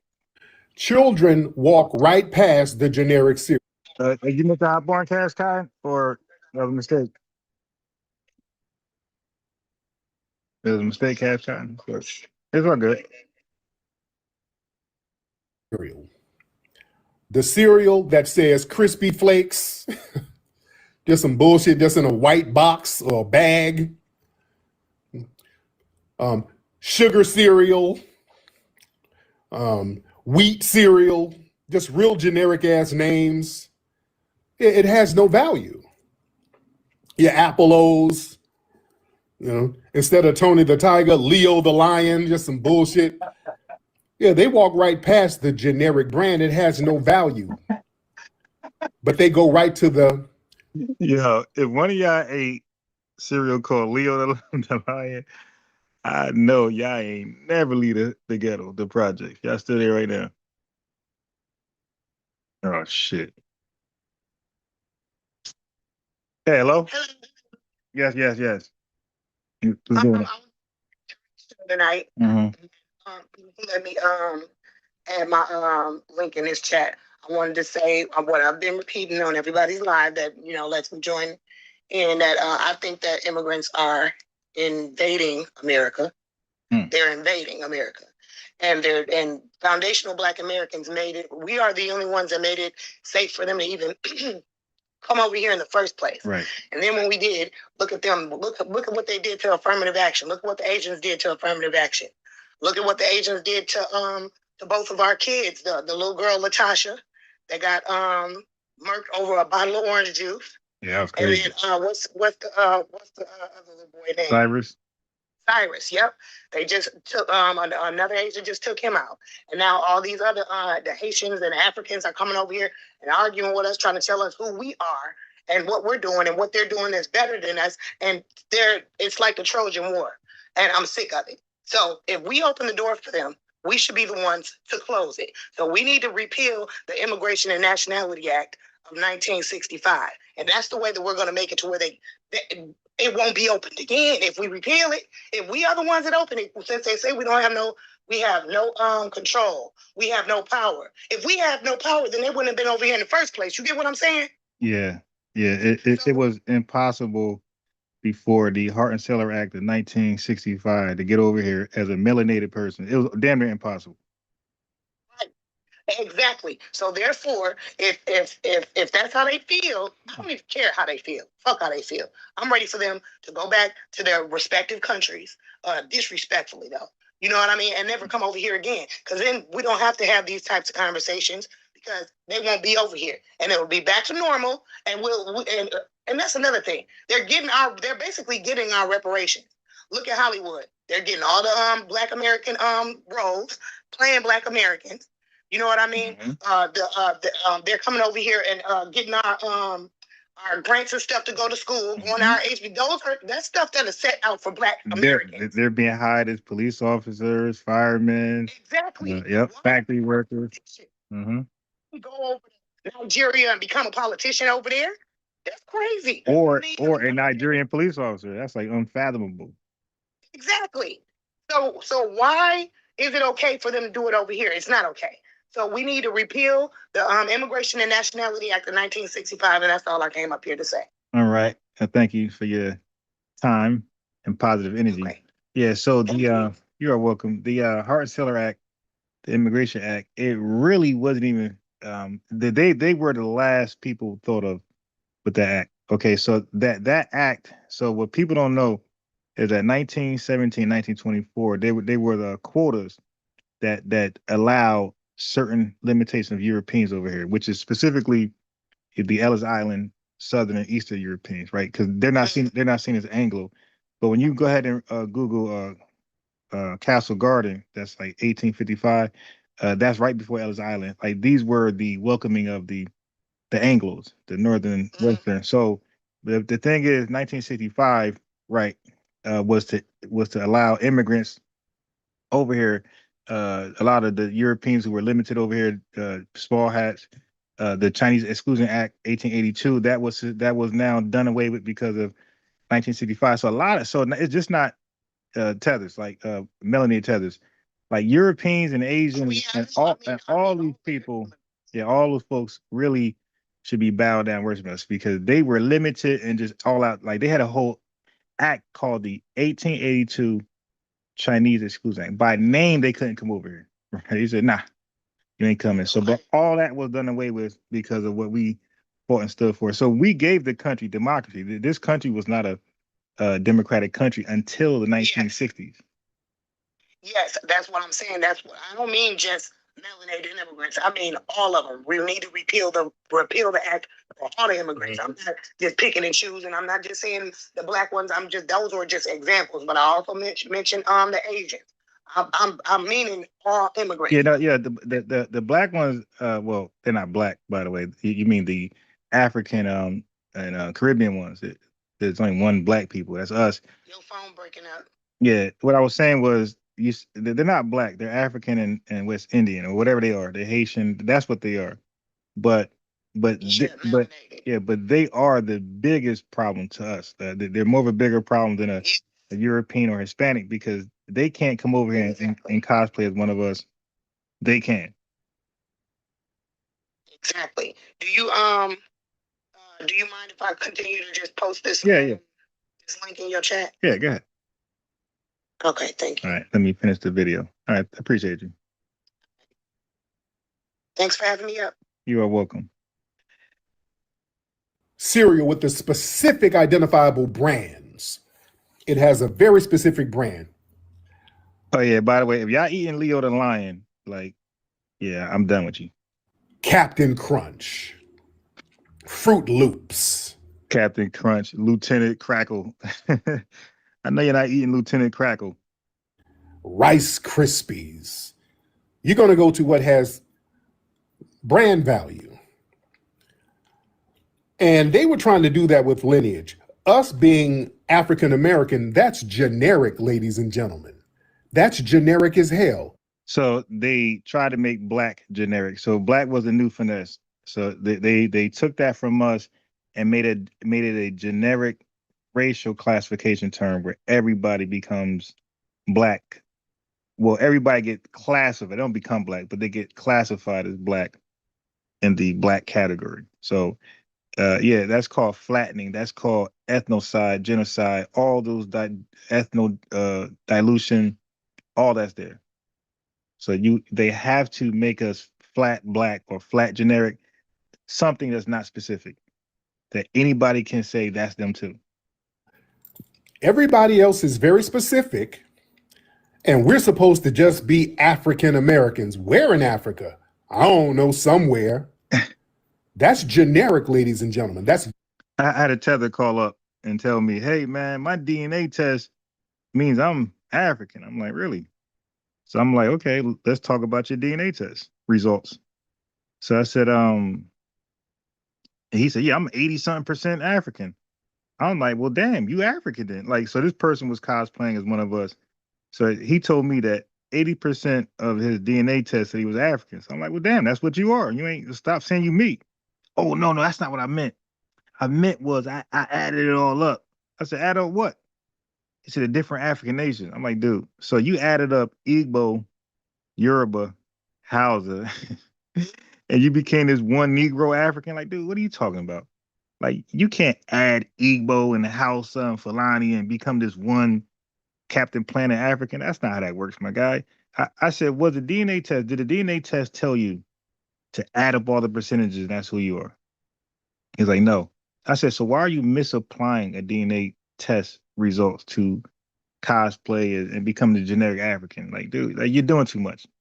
The DNA test ain't for that. The DNA test is supposed to entertain you while it's trying its best to pinpoint where your genetics are traced. You know, but the DNA test is, when it comes to that, when it comes to trying to tell you where your genetics are, that's the entertainment purposes only. Because you can't use that DNA test to get citizenship in any African country that is trying to say you are. You can't go join a tribe if it's saying your genetics is from the Fulani tribe. Good luck trying to use that DNA test to get inside the Fulani tribe. Like, they're gonna eat you. You dig? Valueless generic identity. And when we start saying no, not only are we a brand, we are the brand. That changes everything, ladies and gentlemen. That moves us out of the bargain bin to the top of the dog pile, ladies and gentlemen. You feel me? That's where people have a problem. See, understand, when you're an empty container, people can throw stereotypes on you. See, generic brands are easy to stereotype. When a population is vague, they're just a generic category. The dominant culture can fill that empty container with whatever negative pathology they want to. Crime, poverty, bad schools, broken homes. You get disconnected from your monumental historic narrative, surviving slavery, building institutions, defeating Jim Crow, fighting for civil rights, building all of the culture of the country. And then you get identified by the dominant society based on socioeconomic struggles. See, it's a con game. That's a con game. And we turned our lineage into something valuable. You see, when Black Americans were just generic Black people, there was no controversy over who belonged in the category because it wasn't a scarce category. But the minute you introduce a lineage requirement, you created a boundary. Boundaries create value because it distinguishes affiliation from membership. See, anybody can participate in Black American culture, but foundational Black Americans, that normalizes a crucial reality. Culture can be shared, but lineage can be downloaded. You either are or you're not. You see? Now, under the old system, other groups, they would gain social capital by distancing themselves from us. Oh, we're not them. Oh, we're not like the Akatas. Oh, no, we got a different culture. Once we as foundational Black Americans, we attach political consciousness, cultural ownership, ancestral legitimacy to our lineage, the incentives flip. You understand? When the brand was depreciated, people wanted distance. Now that the brand has appreciated, people want proximity. Why do you think everybody's running around this bitch talking about they half FBA now? Y'all notice that everybody in their goddamn mama is half FBA. You understand? Everybody in their mama now. Let's be very real. When our identity was stigmatized, nobody had a problem emphasizing their differences. Oh, I'm Nigerian, I'm Haitian, I'm Caribbean. But when we establish our own boundary, all of a sudden, oh, you're dividing everybody. So specificity only becomes offensive when Black Americans exercise it. You see? See, we got to understand something. When lineage becomes valuable, historic ownership matters. You understand what I'm saying? We were taught for years to think that foreign ancestry was more interesting than ours. If you say your family was from Ghana, Jamaica, it sounded like heritage. While saying Black American, that sounded like absence of heritage, because that's what people tried to tell us. We're like, no, no, no, no, no. When you look at yourself as a foundational Black American, your culture is the culture of this country. Everything about this country's culture comes from you. You understand? Mississippi, Louisiana, Alabama, Georgia, South Carolina, Virginia, that's our ancestral geography. We have lineages in those places longer and older than most current African nation states. Our history runs deeper and it's continuous. You understand? We're not incomplete Africans. No, no, no. We are the foundational ethnic group to this land, ladies and gentlemen. Y'all feel me? I really want y'all to understand where I'm coming from. So the thing is, man, other groups needed us to be generic because that gave them authority over us. If we are generic Africans, then an African immigrant comes over. By contrast, he's the real deal. He's the brand name African from a specific country. So he gets cultural authority over us. You see that game that they played on us? So yeah, the African immigrant can come over. They don't have to do anything. All they have to do is contrast themselves to us as generic Africans. And that becomes their identity. Their identity becomes an authentic African. Therefore, anything that we've created, they can absorb it and take credit for it. You understand? Are y'all feeling me? This is why they want us to be Africans. Like Black history. Like Black history, I mean, it was sad to even argue about Black history. Like, who was it speaking to? Now, all of a sudden, Black history is in question. It's like, oh, well, you know, a bunch of tethers were part of Black history early on, you know, yeah, part of Black history. Where? Like, in what country? In America. Okay, right. So it's still Black history.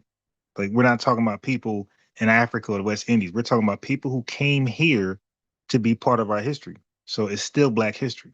But all of a sudden, because Black has our government, a lot of these liberals had expanded Black to be a racialized term.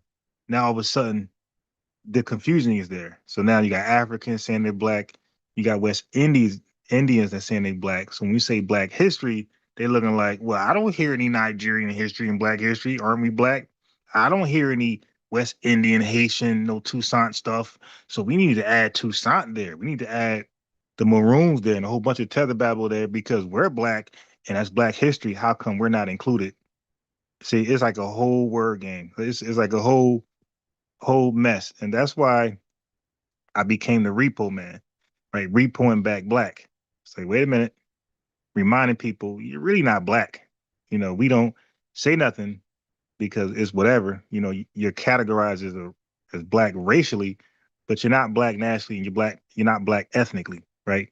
We are the only Black people, technically. You're just cosplayers, but we don't say nothing. You know, we leave it there, but we got to start getting louder. Like, no, you're really not Black. You're exactly what your flag said you are. If your flag is Jamaican, you're that. If your flag is Nigerian, you're that. If your flag is Haitian, you're that. You don't have a Black flag. We do. We got the Black American Heritage flag. We got the FBA flag, and we got the Juneteenth flag that represents free Black people. Okay, so what about, and we got our entire, everything about us is called Black. Black Wall Street, Black banks, Black schools, Black churches, Black economics, Black love, Black everything, Black pride, Blackity, Black, right? Everything. Black is beautiful, our chants. Everything about our society is Black. Other than y'all recently cosplaying as Black, what in your society is Black? No, it's Jamaican this, Jamaican that, Jamaican Day Parade, Jamaican this, Jamaican Independence. Nothing is black in your language. Everything is Jamaican this, Jamaican that, Haitian this, Haitian that, Nigerian, and so you guys are ethnically Nigerian, Jamaican, Haitian. We're ethnically black. But a lot of us don't say nothing, but we got to start saying something because you guys are using black as a back door. So bad. They need us to be African. They need us to be a generic African so that when they come around, they look like the authentic real deal because they come directly from the continent. So when we say we are not continental Africans, that slices their identity. And now they have to stand on proactive business that they don't fucking have. I'm not trying to be mean. Can we talk? Now that we've identified ourselves as our own unique lineage, now we ain't on the bottom. We're standing neck and neck with people, and now it's time to show who all has what on the board. And we're winning, ladies and gentlemen. Now it's time to show who's putting numbers on the damn board. Ain't nobody putting no numbers on the board except us. That's where the problem is. We ain't generic no more. We're the brand.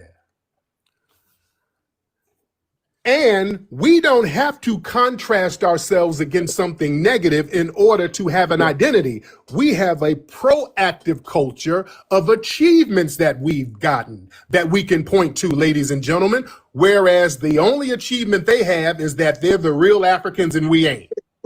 That's the achievement for them. Okay?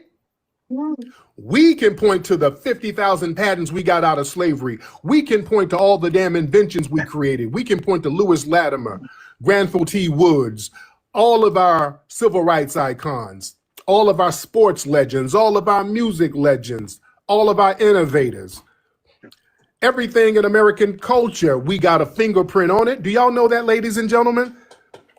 And that's the thing, man. We've done so much that it's almost invisible because everything we do, we've done so many pertinent things in this country, it gets absorbed into the dominant society. They benefit from it. The dominant society, they immediately starts capitalizing off whatever we create. And then we just kind of get erased from it. Do y'all understand that? We got our hand in a whole bunch of stuff. You go around to different cities, go to places like South Carolina, you see some of those old buildings. Y'all know in South Carolina, where my South Carolina people, y'all know those bricks out there in South Carolina with fingerprints in them? They got a lot of old buildings out there with bricks with fingerprints. Those were foundational Black Americans who were making those bricks with their hands. We were some of the biggest brick makers out there. They were making those bricks with their hands. It's all in there, the fingerprints all in the buildings and all that. I mean, literally our fingerprints all over the place.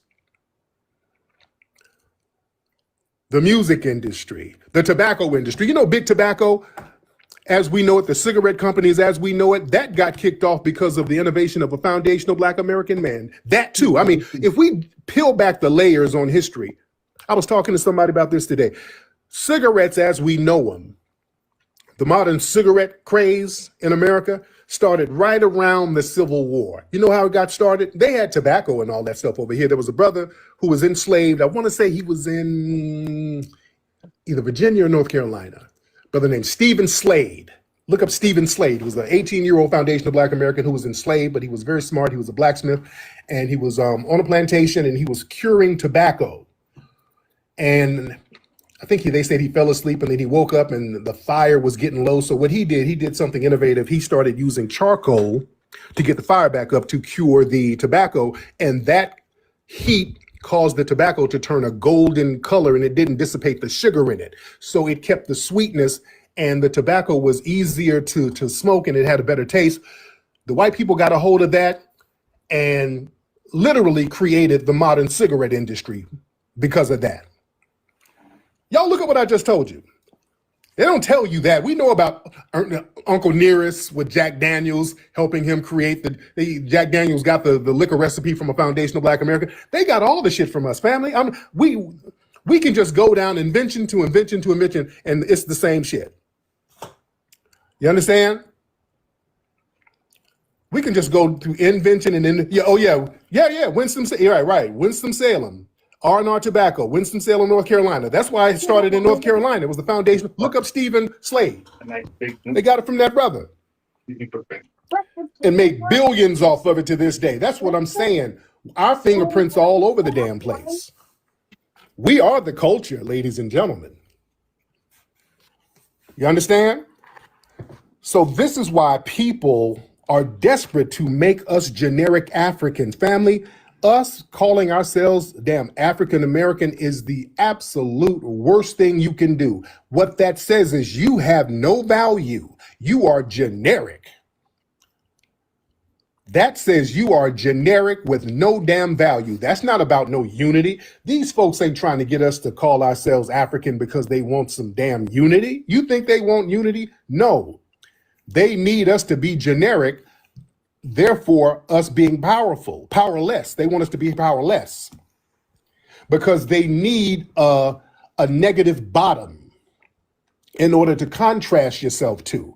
So an undefined people, they're easily exploitable, and you're always going to be on the bottom if you are undefined. You understand? That keeps everybody on top of us if we're undefined. We become that bottom cast that everybody can throw garbage on. Now that we've delineated, we've removed ourselves from the bottom.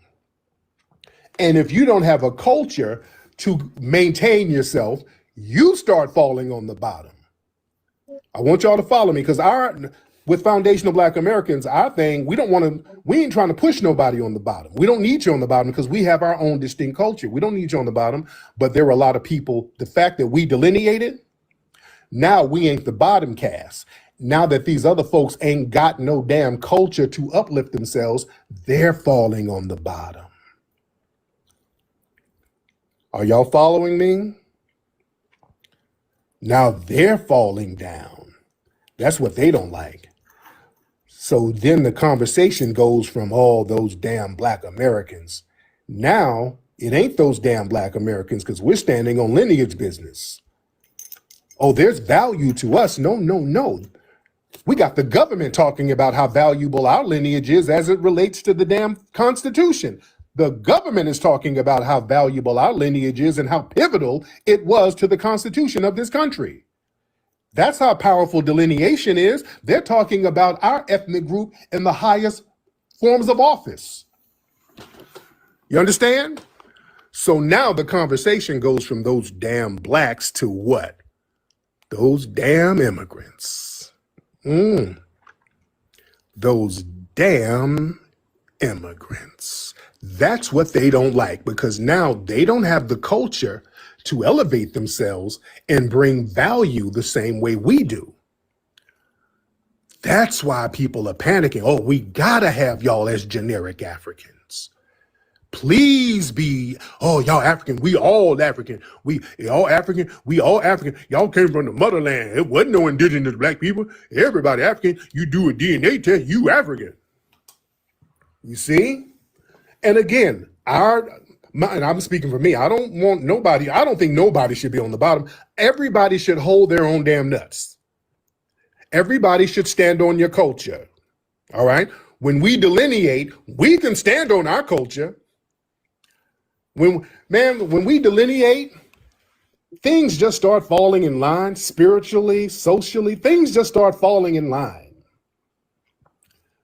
Because now we're tapped into a power source, which is our lineage, and it's deep. Our lineage is all up in this soil. You understand? So people don't like that power surge from us because now we're not on the bottom. Now people are panicking because they don't want to hit the bottom. They do not want to hit the bottom, and we got the culture to stand on and keep us elevated. That's why when I was over in Japan showing how they're emulating us, boy, the tethers were real mad. Look at these niggas over there smiling with the Asians. Look at these niggas. They were very upset because we're showing you how influential foundational Black American culture is around the world. Right. And that's when you know it's more than just what they say it is. Like it becomes HATRED on another level. To sit there and deny our empowerment, our influence, to pretend it ain't there and to pretend that you are a possible replacement is like laughable on like the worst degree. So we know when people make those comments, it's deep seated. It's irreconcilable at that point. It's like, yo, just go your way. You dig? Fight your own battles, go your own way. And we doing the same thing. Your status is ended, expired. Good luck to you. You know what I mean? Hopefully everything is good in Haiti. You know, be the best Haitian you can be. See you later. But we're not going out there marching, boycotting, protesting, speaking up. Nah. The words you guys use towards us, we're good. The Kata stuff, the Yankee, and get the gaslighting, the misrepresentation. Look, go do you. You dig? But we over here with it. We're delineating. You see? So it's a very interesting dynamic, ladies and gentlemen. Let me get some of the family in here. Y'all raise your hands. Let's get everybody in here. Yeah, let me get some folks in here as well. You dig? Folks who agree and disagree. Folks who think they're black and they're not. You're allowed to call in. If you think you're FBA with no enslaved ancestry, call in. Let's hear it all. Get your cards. Raise your hands, ladies and gentlemen. Well, we got a lot of folks in here. Shout out to everybody in here. Who is this? Is this Johnny dude still in here? Johnny. Okay, Johnny. Where's this Johnny guy? He's still in here trolling? Y'all tap the screen, ladies and gentlemen. Yeah, Johnny, if you got something to say, can you get on, please? All right. All right. If you got something to say, get on. Let me see. We got a lot of people. Nikki Sparkle. Let's get Nikki Sparkle in the building. All right, let's get Nikki in the building. Miss Nikki Sparkle, hop on, ma'am. All right. Let me see. I don't know what happened to Nikki. Let's try you again. There you go. What's up, Nikki? Hi, how you guys doing? We're good. How are you? I'm fantastic. I just want to come on here and say I just really appreciate what you're doing. I've been following you since I watched Hidden Colors, and yes. I just found out that you have a live going on, and me and my family love it. And I just want to say thank you, love y'all, and this keep it going because we know what's up. Thank you so much, beloved. I appreciate that. I really appreciate that. All right, shout out to everybody in here. Y'all tap the screen. We got 120,000 hearts. Y'all tap that screen. Let's get up to 500,000 hearts, ladies and gentlemen. All right, let's get up to 500,000 hearts. We are in here deep. Yes, we are. Let me just start inviting random people. I just want to say that when I first heard Burna Boy talk about, when I had to go out to DC one time. This dude, I went out to I had to go to DC to do Rock Newman's show.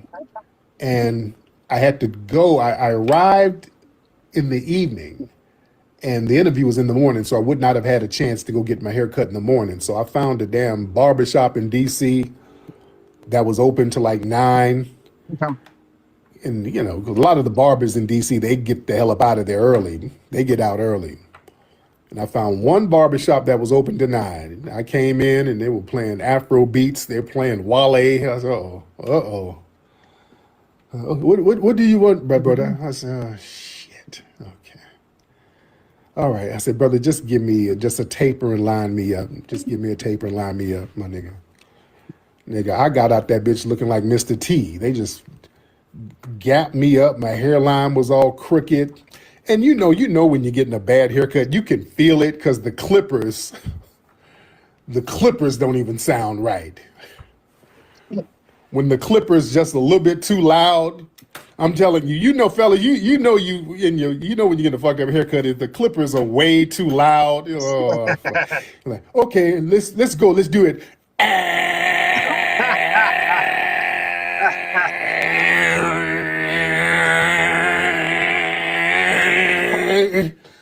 Turn to the left, nigga. To the left. to the left, to the left. I'm like, shit. I said, I don't even want to look in a mirror. I just know this is gonna look fucked up. Like, shit. You just give up right in the middle of the haircut. You already know. I said, I don't even want to look at it. I don't want to see what you're doing to me. I know I'm gonna be fucked up for a couple of weeks. That's all I know. I can hear it. Nigga.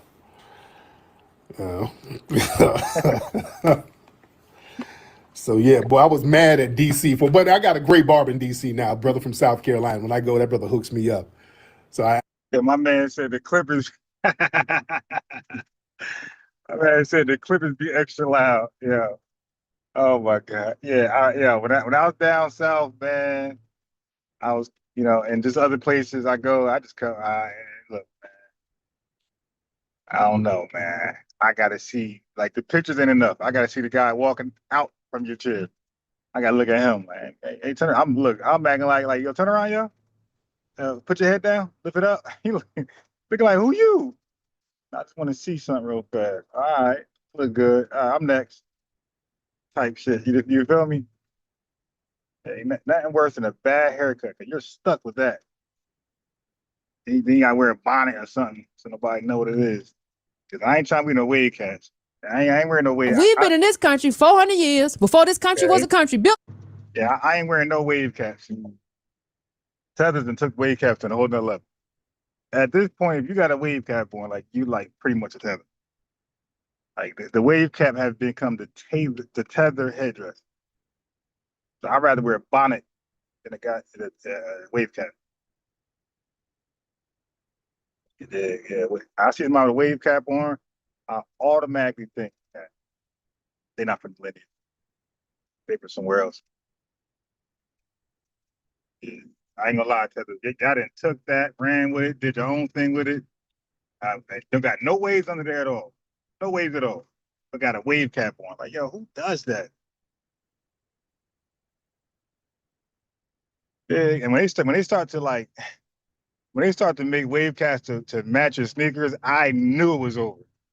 I'm like, it's over. It's over. A judge signing off and allowing the Trump administration to end TPS for Haitians in the U.S. Haitian businesses, many in South Florida, are now considering shutting their doors. Customers are scarce following fears of deportation, and a recent increase in ICE arrests has sparked more activity at a Miramar detention facility. Here's Christian De La Rosa. What's going on? Monday, ICE picked up someone right in the corner of my restaurant, right here. In the middle of Northeast 54th and 2nd Avenue in Little Haiti. The video already gone viral, already giving his restaurant a bad rap. And now you're giving people the impression it's not even safe to come to my business. Why wouldn't it be safe to come to your business? See, that's the ultimate gaslight. It's like, dude, they're just deporting people. Like, nobody's DYING, nobody's getting assaulted. You're just getting sent back to your homeland because your status had expired. Like, stop. Expiration of temporary protected status for Haitians had already hit Wilkinson Sejour, better known as Chef Creole, hard. Some of his best staff are gone. I lost 7. The typical line of customers and cars around lunch hour also gone. This is too much food here right now. We're hearing the same stories from Haitian-owned businesses in Miramar. Now look, this guy is claiming all this. He's going all this. We're going out of business. We're out of business. Look, he'd rather go out of business than to hire some Native Black Americans. He'd rather go out of. That's the part y'all didn't catch. Why is he? Oh my God, I'm going to go out of business. No more Haitians around. They all been deported. Wait, there's some Native Black Americans around there, my guy. You can hire some Native Black Americans. You don't want to. You don't want to hire anybody that's of Native Black American descent. You dig? You can hire them. They'll come there and work and cook and things like that. You don't want to hire because you think, oh, they might get the recipe. You dig? But now he can easily hire some Native Black Americans to help keep his business afloat. Oh, I gotta go out of business. Stop it. Barbers telling us it's been mostly empty for days. If there's nobody coming in at the store, he won't be able to make money at all. The manager at this lunch spot next door telling us they might have to close shop. Sad. It's really sad. Local government officials and There are some foundation Black Americans who need some work. You took their job in the factory, so you might as well let them, get on that soup kitchen. activists have been warning the impact of losing TPS Haitian workers will go well beyond Haitian businesses. This is a processing center, and they are taking people here. Immigration activists are also worried an influx of ICE operations targeting Haitians could impact conditions at federal detention facilities they claim are already concerning. Back at Chef Creole, Sejour wishes there was a different way. Just take a little bit more time and let's try to figure out how we can fix this without it hurting our economy as a whole. The Trump administration continues to defend its decision to end TPS for Haitians, saying it's restoring integrity to the immigration system, also claiming conditions in Haiti have improved sufficiently to support the return of Haiti. Yeah, my man said a couple of his workers getting deported is affecting the economy. My guy, it's affecting your business. You just said you got to close down.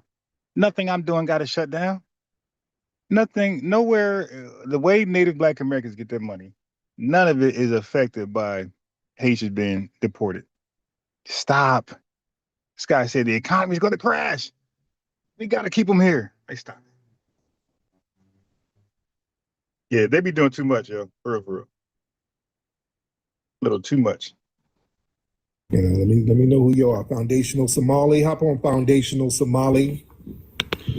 Mr. Foundational Somali, hop on, man. I just invited you. Hop on. If you got a question. Mostly all the people that's over here? Yeah. Foundational Black American, just a Black American whose lineage goes to the beginning of this country. That's all the foundational Black American is. It is nothing else. There's nothing else classified as a foundational Black American. It's only people whose lineage goes to the founding of this country. That's it. And you've met them before. So when you say founding of the country, you mean founding of the United States or founding of, like, just in general North America at the time? The United States. We're talking about the United States. Okay, so from the time United States was formed, the people that was here until now, basically. Right. If you were here during the formation of the United States, that would be in the 1700s, 1800s.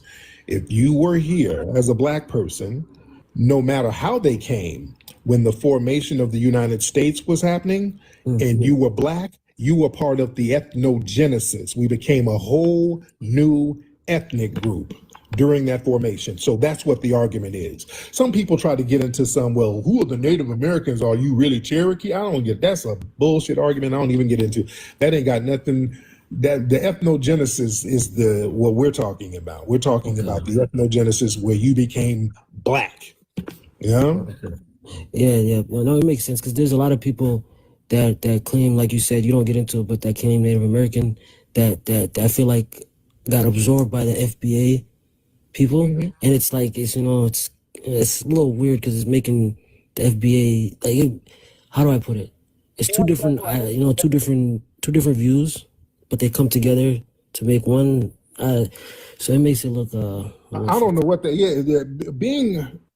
This is not about views. This is not about an ideology. So somebody misinterpreting history, that has nothing to do with the fact that foundational Black American is a lineage that's documented. All right? Even if a handful of foundational Black Americans told you, well, I think we were the first Native Americans, or I feel like I'm a Native American, now whatever. Our lineage is still our lineage. All right. None of that stuff. Nobody's ideology deletes plantation archives, Freedmen Bureau records, the 1700 census pages. None of that stuff gets deleted. Our paperwork is still there. Our lineage is still there. All right. No matter what your ideology is, no matter what your views are, that's irrelevant. See, people try to get into these ideological arguments. If your lineage can be traced to the beginning of this country, you are by definition foundational. That's it. That's it. No matter what you can pretend you from Mars or whatever, but if your paperwork can trace back to a certain place, which is America, and you are black, and your ancestors were black, that makes you foundational. It's that simple, right? The way, you know, I don't know why they have never explained it to me this simple, bro. Yeah. All right, so family, you don't notice because you can't see the TikTokers, but the TikTokers were more numerous live just now than you guys. So, and every time that happens, like TikTok kicked me off. So I go to the store real fast, get some coffee, whatever, come back, and I got these messages saying, and then once it kicked me off, it said I can't get back on because I'm already on. I'm not already on, but it does that. It does that. Let me see something. But every time the TikTok get a little lit, for some reason I get kicked off every time and can't get back on.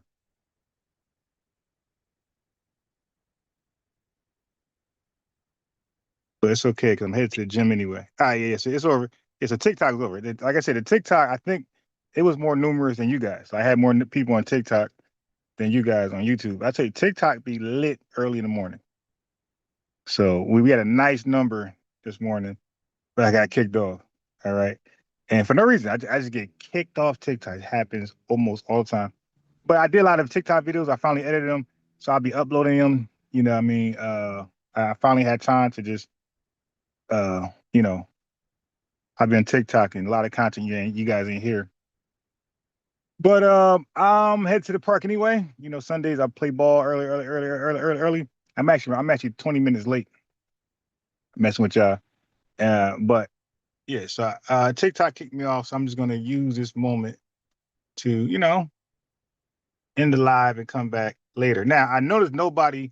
Wait, hold on. Before I go, I noticed that all these people did not click the link. All these people who don't have time, who can explain how they're FBA without slavery ancestry, but I ain't got time.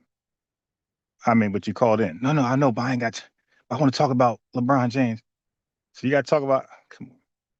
All right. So, but I noticed nobody be clicking that link when it was time to explain how are you foundation Black American without any American slavery ancestors. Okay, I'm gonna say right now, listen, there's a greater chance of a camel going through the eye of a needle than you guys be FBA without American slavery ancestry. All right, so put that out there. I'm gonna give y'all some time to call in. I'll be hearing, yo, nah, it's possible. It's possible. Y'all be in my comment section, and it's like, well, damn, show me. Call in.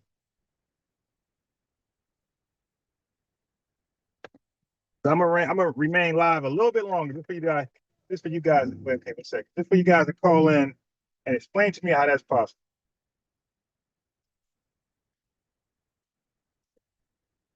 Because I know that they. Oh God, I know that they are mainly on TikTok. Got some YouTubers too, but they're mainly on TikTok. And look, they never call in, but they be in their spaces talking hard about that. You dig? But when I invite folks on, hey, let me know. Let me find out how you're FBA without all this American slave ancestors. You dig? Without ancestors who went through slavery, nobody calls in. So that's why I believe, like Tariq, like people who are claiming FBA without American slave ancestors, a lot of you guys is cosplaying. You guys are most likely tethered yourself, and you're trying to backdoor your way into the lineage. And I'm not. That's not gonna happen on my watch. That's not gonna happen on my watch.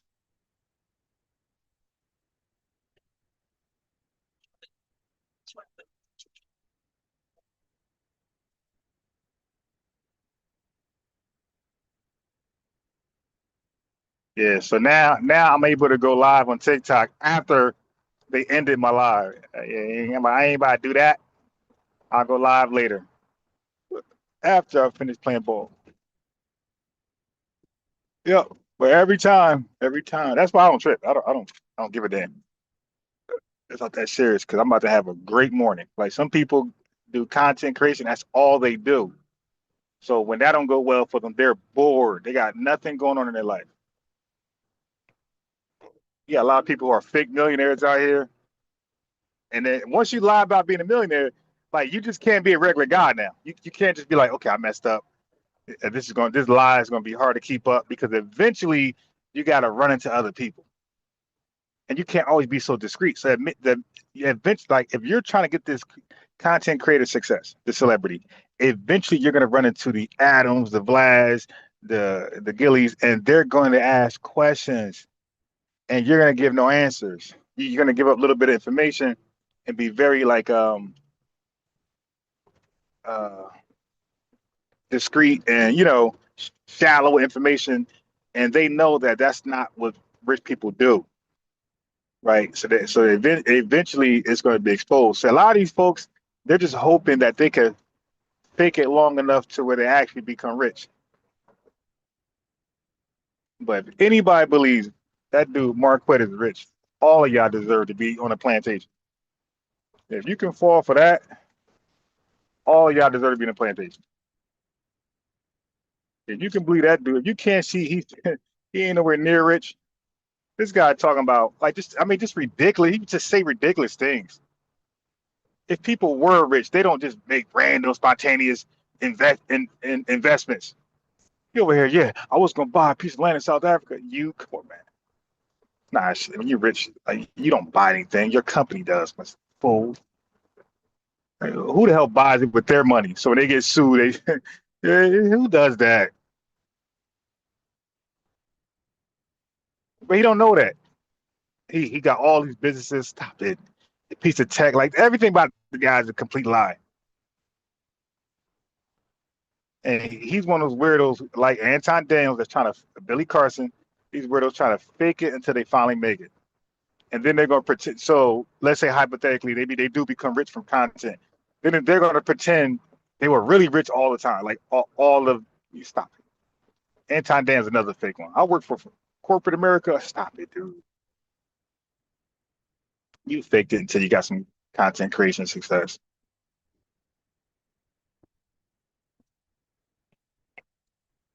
Oh my God. You faked until you got content creation success. And then this gas price is higher than all right. Yeah, man, he pissed me off with this gas price stuff, man. I'm about to impeach him. You dig?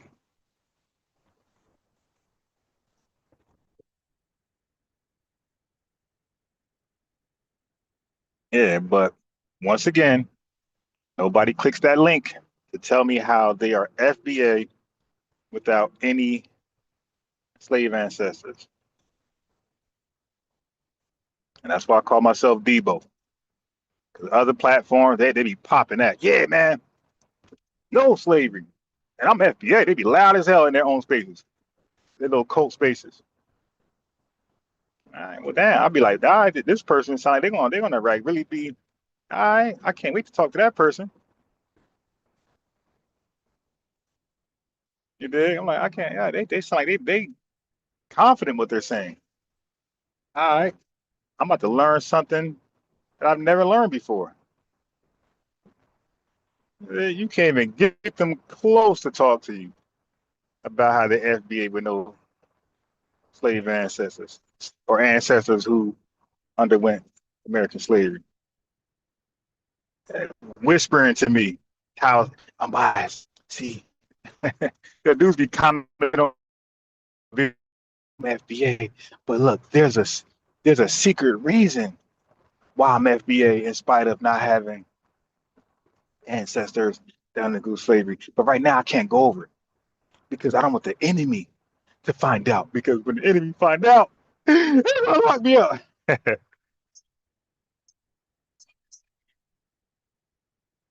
Yeah, the backdoor crew. Hey yo, So, oh my God, yo, this old phone. Look, right now it's just TikTok playing videos. Family, I'm not even on the app. So TikTok can kick me off my live where I'm not interested to go back live right now because I'm about to be busy anyway. And right now, listen to this. I'm not clicking no video on TikTok. It just start playing a video. I gotta cut my phone off. It did at work one time.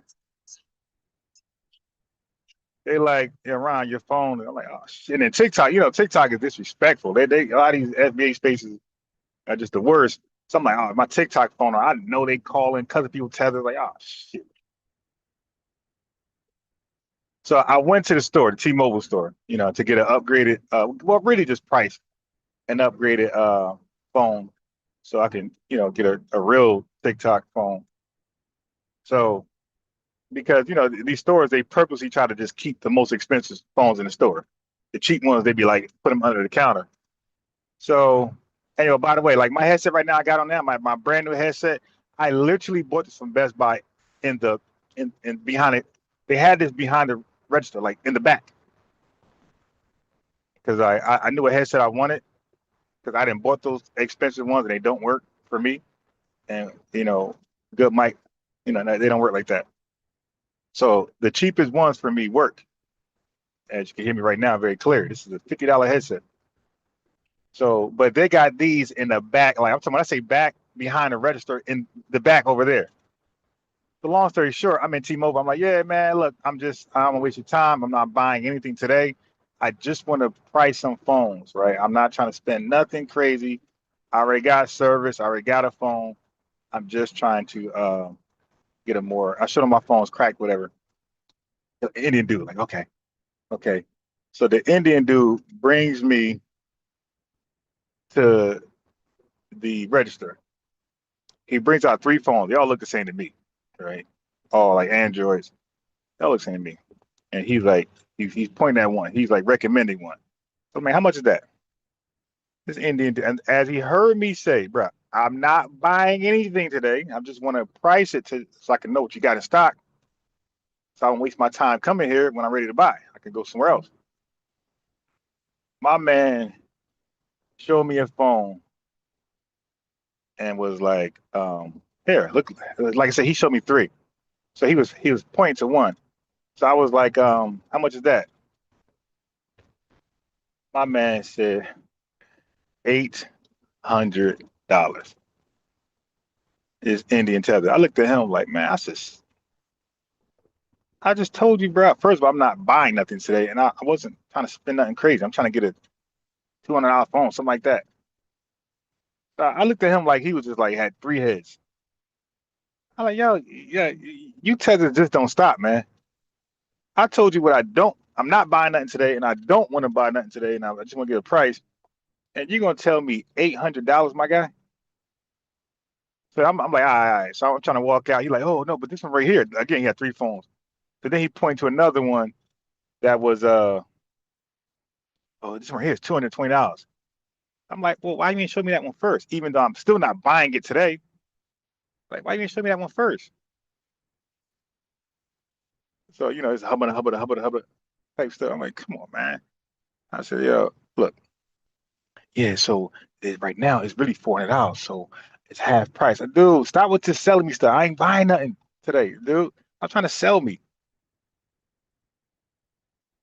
Damn tether, man. Indian tether. Yeah, but half price, you could get it for this. Like, dude, man, get away from me, man. We got me cuss you out here. But I chimp out and start cussing you out. Told the guy, I'm just pricing for next week. I did too much this week with the pay.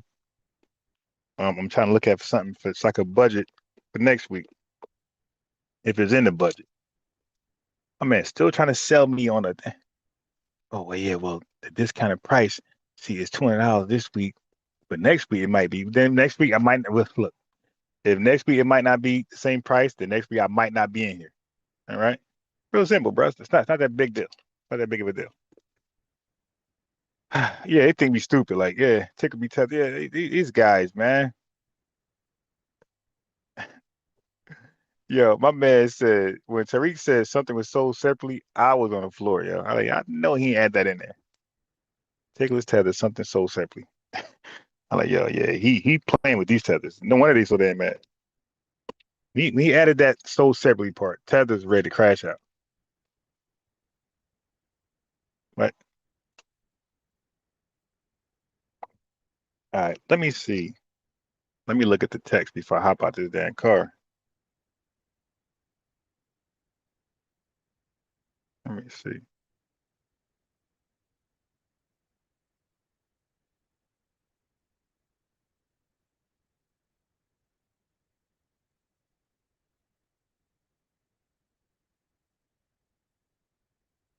Okay.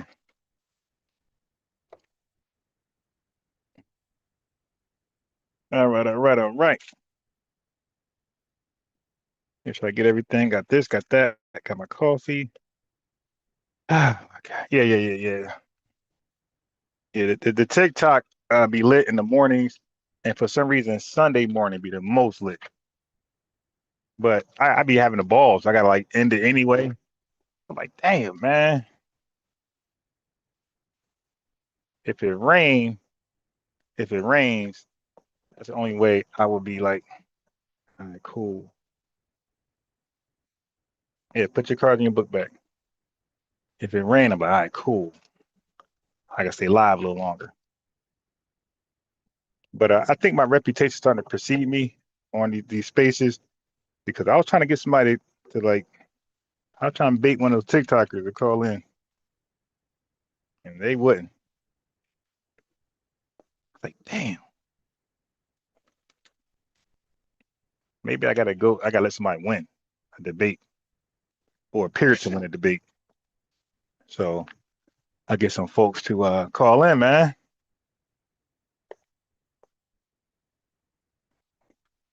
Do I gotta let revenue win to when these people call in? You feel me? That's what it feels like.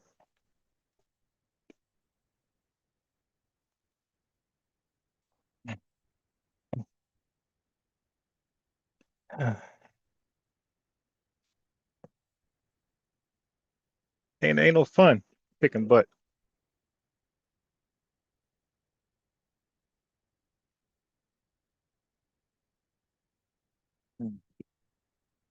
You dig? Come. You know how like in boxing they used to what they do? They used to what's the proper word for fights they used to do? Put in here. They used to rig the fights. You dig? I gotta start rigging my debates to get somebody to call in.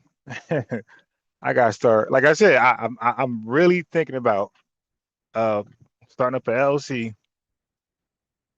for it might be Black's News Update. LLC might just be my YouTube name or whatever name I choose.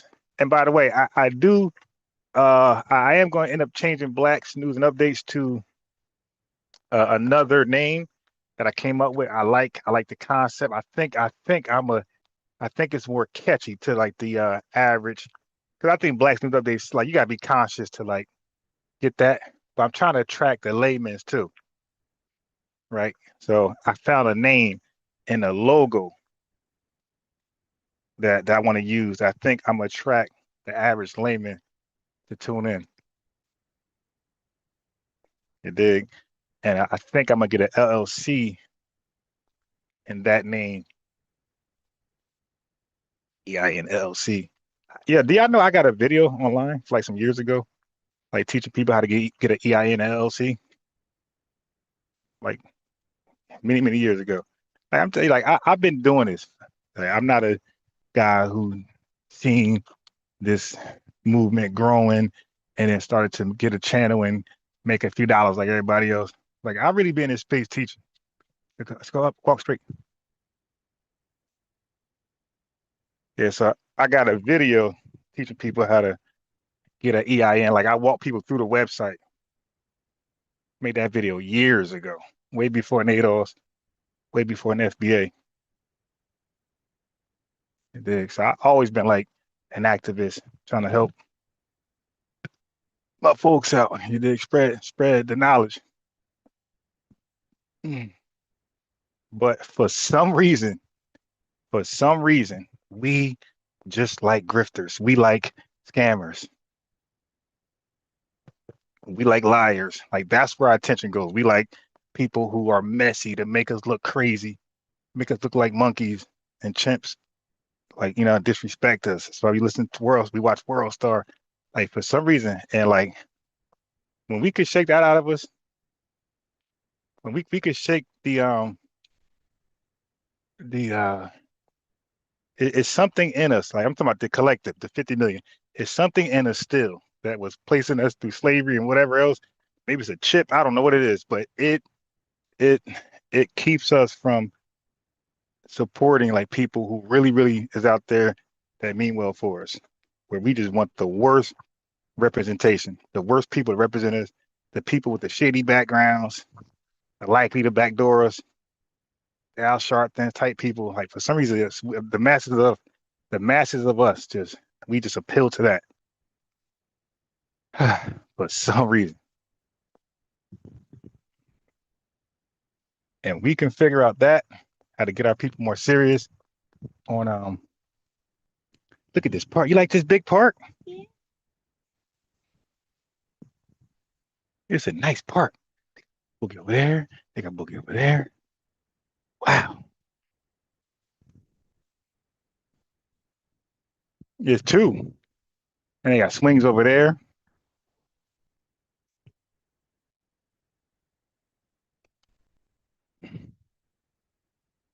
Oh yes, yes. All right.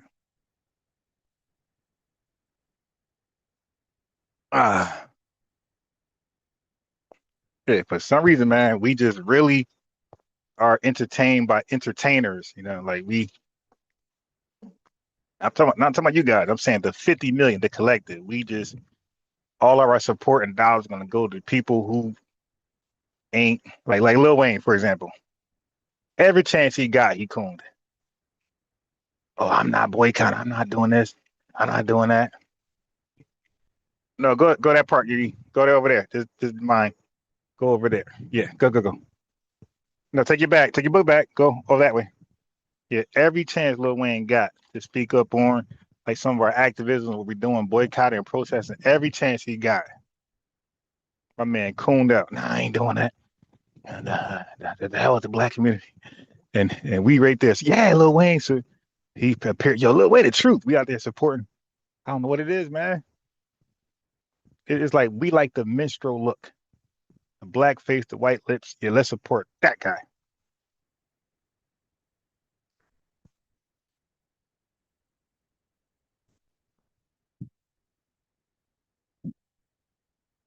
So when you get an Al Sharpton, Jesse Jackson, I can't even blame them. Like, how can you blame them from Coonan, the Benjamin Crumps? How can you blame them? How can you blame them? Like, they're not rewarded if they do right. They're not entertaining. They're not appealing if they do right. You almost can't blame a FBA for Coonan. It's like that's where the money's at. That's what people support.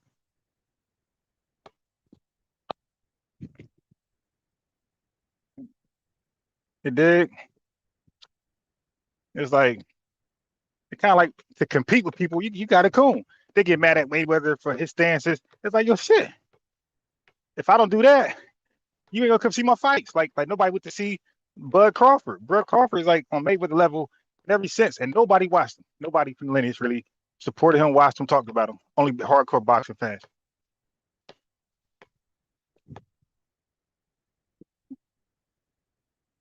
You dig?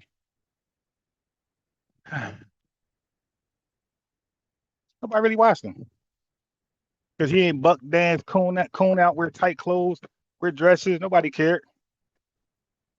But let him say he was, colorful. Oh yeah, I go both ways. He had all the support. His fights would have sold out. Well, let him do some Adrian Broner tactics. My God, he would have sold out. He did some Adrian Broner practices, some tactics.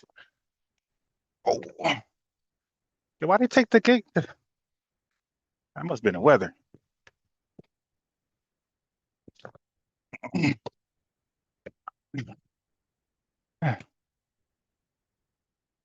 I hit a ball bouncing, that's me getting it in, and then getting in my layups, working my counters. So this the part right here, family, where the guys are my age and a little older. I'm like ally. If y'all see my basketball videos, y'all can see what shape I'm in. So when I ball guys my age, I'm like Michael Jordan. I'm like Kyrie Irving. It's like just too easy. I'm Stephen Curry. I do what I want. Hello. I had no babysitter today, so I had to bring my son.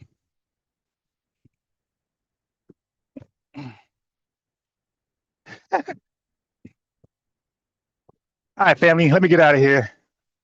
They about to start talking to me about the game and all these old white folks. Let me get out of here, family. I'll get at y'all later on. I go live again.